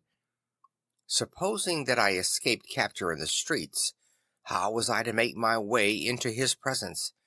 And how should I, an unknown and displeasing visitor, prevail on the famous physician to rifle the study of his colleague Dr. Jekyll? Then I remembered that of my original character, one part remained to me. I could write my own hand, and once I had conceived that kindling spark, the way that I must follow became lighted up from end to end. Thereupon I arranged my clothes as best I could, and, summoning a passing hansom, drove to an hotel in Portland Street, the name of which I chanced to remember. At my appearance, which was indeed comical enough, however tragic a fate these garments covered, the driver could not conceal his mirth. I gnashed my teeth upon him with a gust of devilish fury, and the smile withered from his face, happily for him, yet more happily for myself, for in another instant I had certainly dragged him from his perch. At the inn, as I entered, I looked about me with so black a countenance as to make the attendants tremble. Not a look did they exchange in my presence, but obsequiously took my orders, led me to a private room, and brought me wherewithal to write. Hyde in danger of his life was a creature new to me, shaken with inordinate anger, stung to the pitch of murder, lusting to inflict pain. Yet the creature was astute, mastered his fury with a great effort of the will, composed his 2 important letters, one to Lanyon and one to Poole, and that he might receive actual evidence of their being posted, sent them out with directions that they should be registered. Thenceforward he sat all day before the fire in the private room, gnawing his nails. There he dined, sitting alone with his fears, the waiter visibly quailing before his eye, and thence, when the night was fully come, he set forth in the corner of a closed cab, and was driven to and fro about the streets of the city. He, I say, I cannot say I. That child of hell had nothing human, nothing lived in him but fear and hatred. And when at last, thinking the driver had begun to grow suspicious, he discharged the cab and ventured on foot, attired in his misfitting clothes, an object marked out for observation, into the midst of the nocturnal passengers, these 2 base passions raged within him like a tempest. He walked fast, haunted by his fears, chattering to himself, skulking through the less frequented thoroughfares, counting the minutes that still divided him from midnight. Once a woman spoke to him, offering, I think, a box of lights. He smote her in the face, and she fled. When I came to myself at Lanyon's, the horror of my old friend perhaps affected me somewhat. I do not know. It was at least but a drop in the sea to the abhorrence with which I looked back upon these hours. A change had come over me. It was no longer the fear of the gallows. It was the horror of being Hyde that racked me. I received Lanyon's condemnation partly in a dream. It was partly in a dream that I came home to my own house and got into bed. I slept after the prostration of the day with a stringent and profound slumber, which not even the nightmares that wrung me could avail to break. I awoke in the morning, shaken, weakened, but refreshed. I still hated and feared the thought of the brute that slept within me, and I had not, of course, forgotten the appalling dangers of the day before. But I was once more at home, in my own house, and close to my drugs, and gratitude for my escape shone so strong in my soul that it almost rivaled the brightness of hope. I was stepping leisurely across the court after breakfast, drinking the chill of the air with pleasure, when I was seized again with those indescribable sensations that heralded the change, and I had but the time to gain the shelter of my cabinet before I was once again raging and freezing with the passions of Hyde. It took on this occasion a double dose to recall me to myself, and alas, 6 hours after, as I sat looking sadly in the fire, the pangs returned, and the drug had to be re-administered. In short, from that day forth it seemed only by a great effort of gymnastics, and only under the immediate stimulation of the drug, that I was able to wear the countenance of Jekyll. At all hours of the day and night I would be taken with a premonitory shudder. Above all, if I slept or even dozed for a moment in my chair, it was always as Hyde that I awakened. Under the strain of this continual impending doom, and by the sleepiness to which I now condemned myself, aye, even beyond what I had thought possible to man, I became in my own person a creature eaten up and emptied by fever, languid, weak both in body and mind, and solely occupied by one thought, the horror of my other self. But when I slept, or when the virtue of the medicine wore off, I would leap almost without transition, for the pangs of transformation grew daily less marked, into the possession of a fancy brimming with images of terror, a soul boiling with causeless hatreds, and a body that seemed not strong enough to contain the raging energies of life. The powers of Hyde seemed to have grown with the sickliness of Jekyll, and certainly the hate that now divided them was equal on each side. With Jekyll it was a thing of vital instinct. He had now seen the full deformity of that creature that shared with him some of the phenomena of consciousness, and was co-heir with him to death. And beyond these links of community, which in themselves made the most poignant part of his distress, he thought of Hyde, for all his energy of life, as of something not only hellish, but inorganic. This was the shocking thing, that the slime of the pit seemed to utter cries and voices, that the amorphous dust gesticulated and sinned, that what was dead and had no shape should usurp the offices of life, and this again, that insurgent horror was knit to him closer than a wife, closer than an eye, lay caged in his flesh, where he heard it mutter and felt it struggle to be born, and at every hour of weakness and in the confidence of slumber prevailed against him and opposed him out of life. The hatred of Hyde for Jekyll was of a different order. His terror of the gallows drove him continually to commit temporary suicide, and return to his subordinate station of a part instead of a person. But he loathed the necessity, he loathed the despondency into which Jekyll was now fallen, and he resented the dislike with which he was himself regarded. Hence the ape-like tricks that he would play me, scrawling in my own hand blasphemies on the pages of my books, burning the letters and destroying the portrait of my father, and indeed, had it not been for his fear of death, he would long ago have ruined himself in order to involve me in the ruin. But his love of me is wonderful. I go further.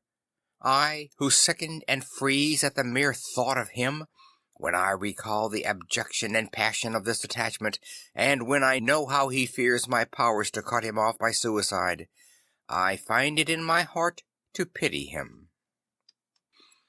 It is useless, and the time awfully fails me, to prolong this description. No one has ever suffered such torments, let that suffice.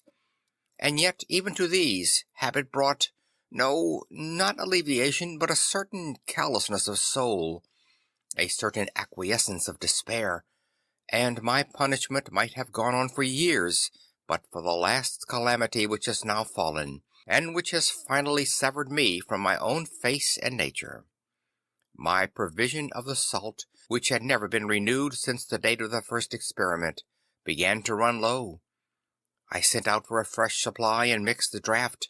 The ebullition followed, and the first change of color, not the second. I drank it, and it was without efficiency. You will learn from Poole how I have had London ransacked. It was in vain, and I am now persuaded that my first supply was impure, and that it was that unknown impurity which lent efficacy to the draught.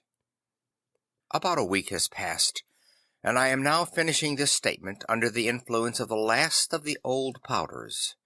This, then, is the last time, short of a miracle, that Henry Jekyll can think his own thoughts or see his own face, now how sadly altered, in the glass. Nor must I delay too long to bring my writing to an end. For if my narrative has hitherto escaped destruction, it has been by a combination of great prudence and great good luck. Should the throes of change take me in the act of writing it, Hyde will tear it in pieces. But if some time shall have elapsed after I have laid it by, his wonderful selfishness and circumscription to the moment will probably save it once again from the action of his ape-like spite. And indeed, the doom that is closing on us both has already changed and crushed him.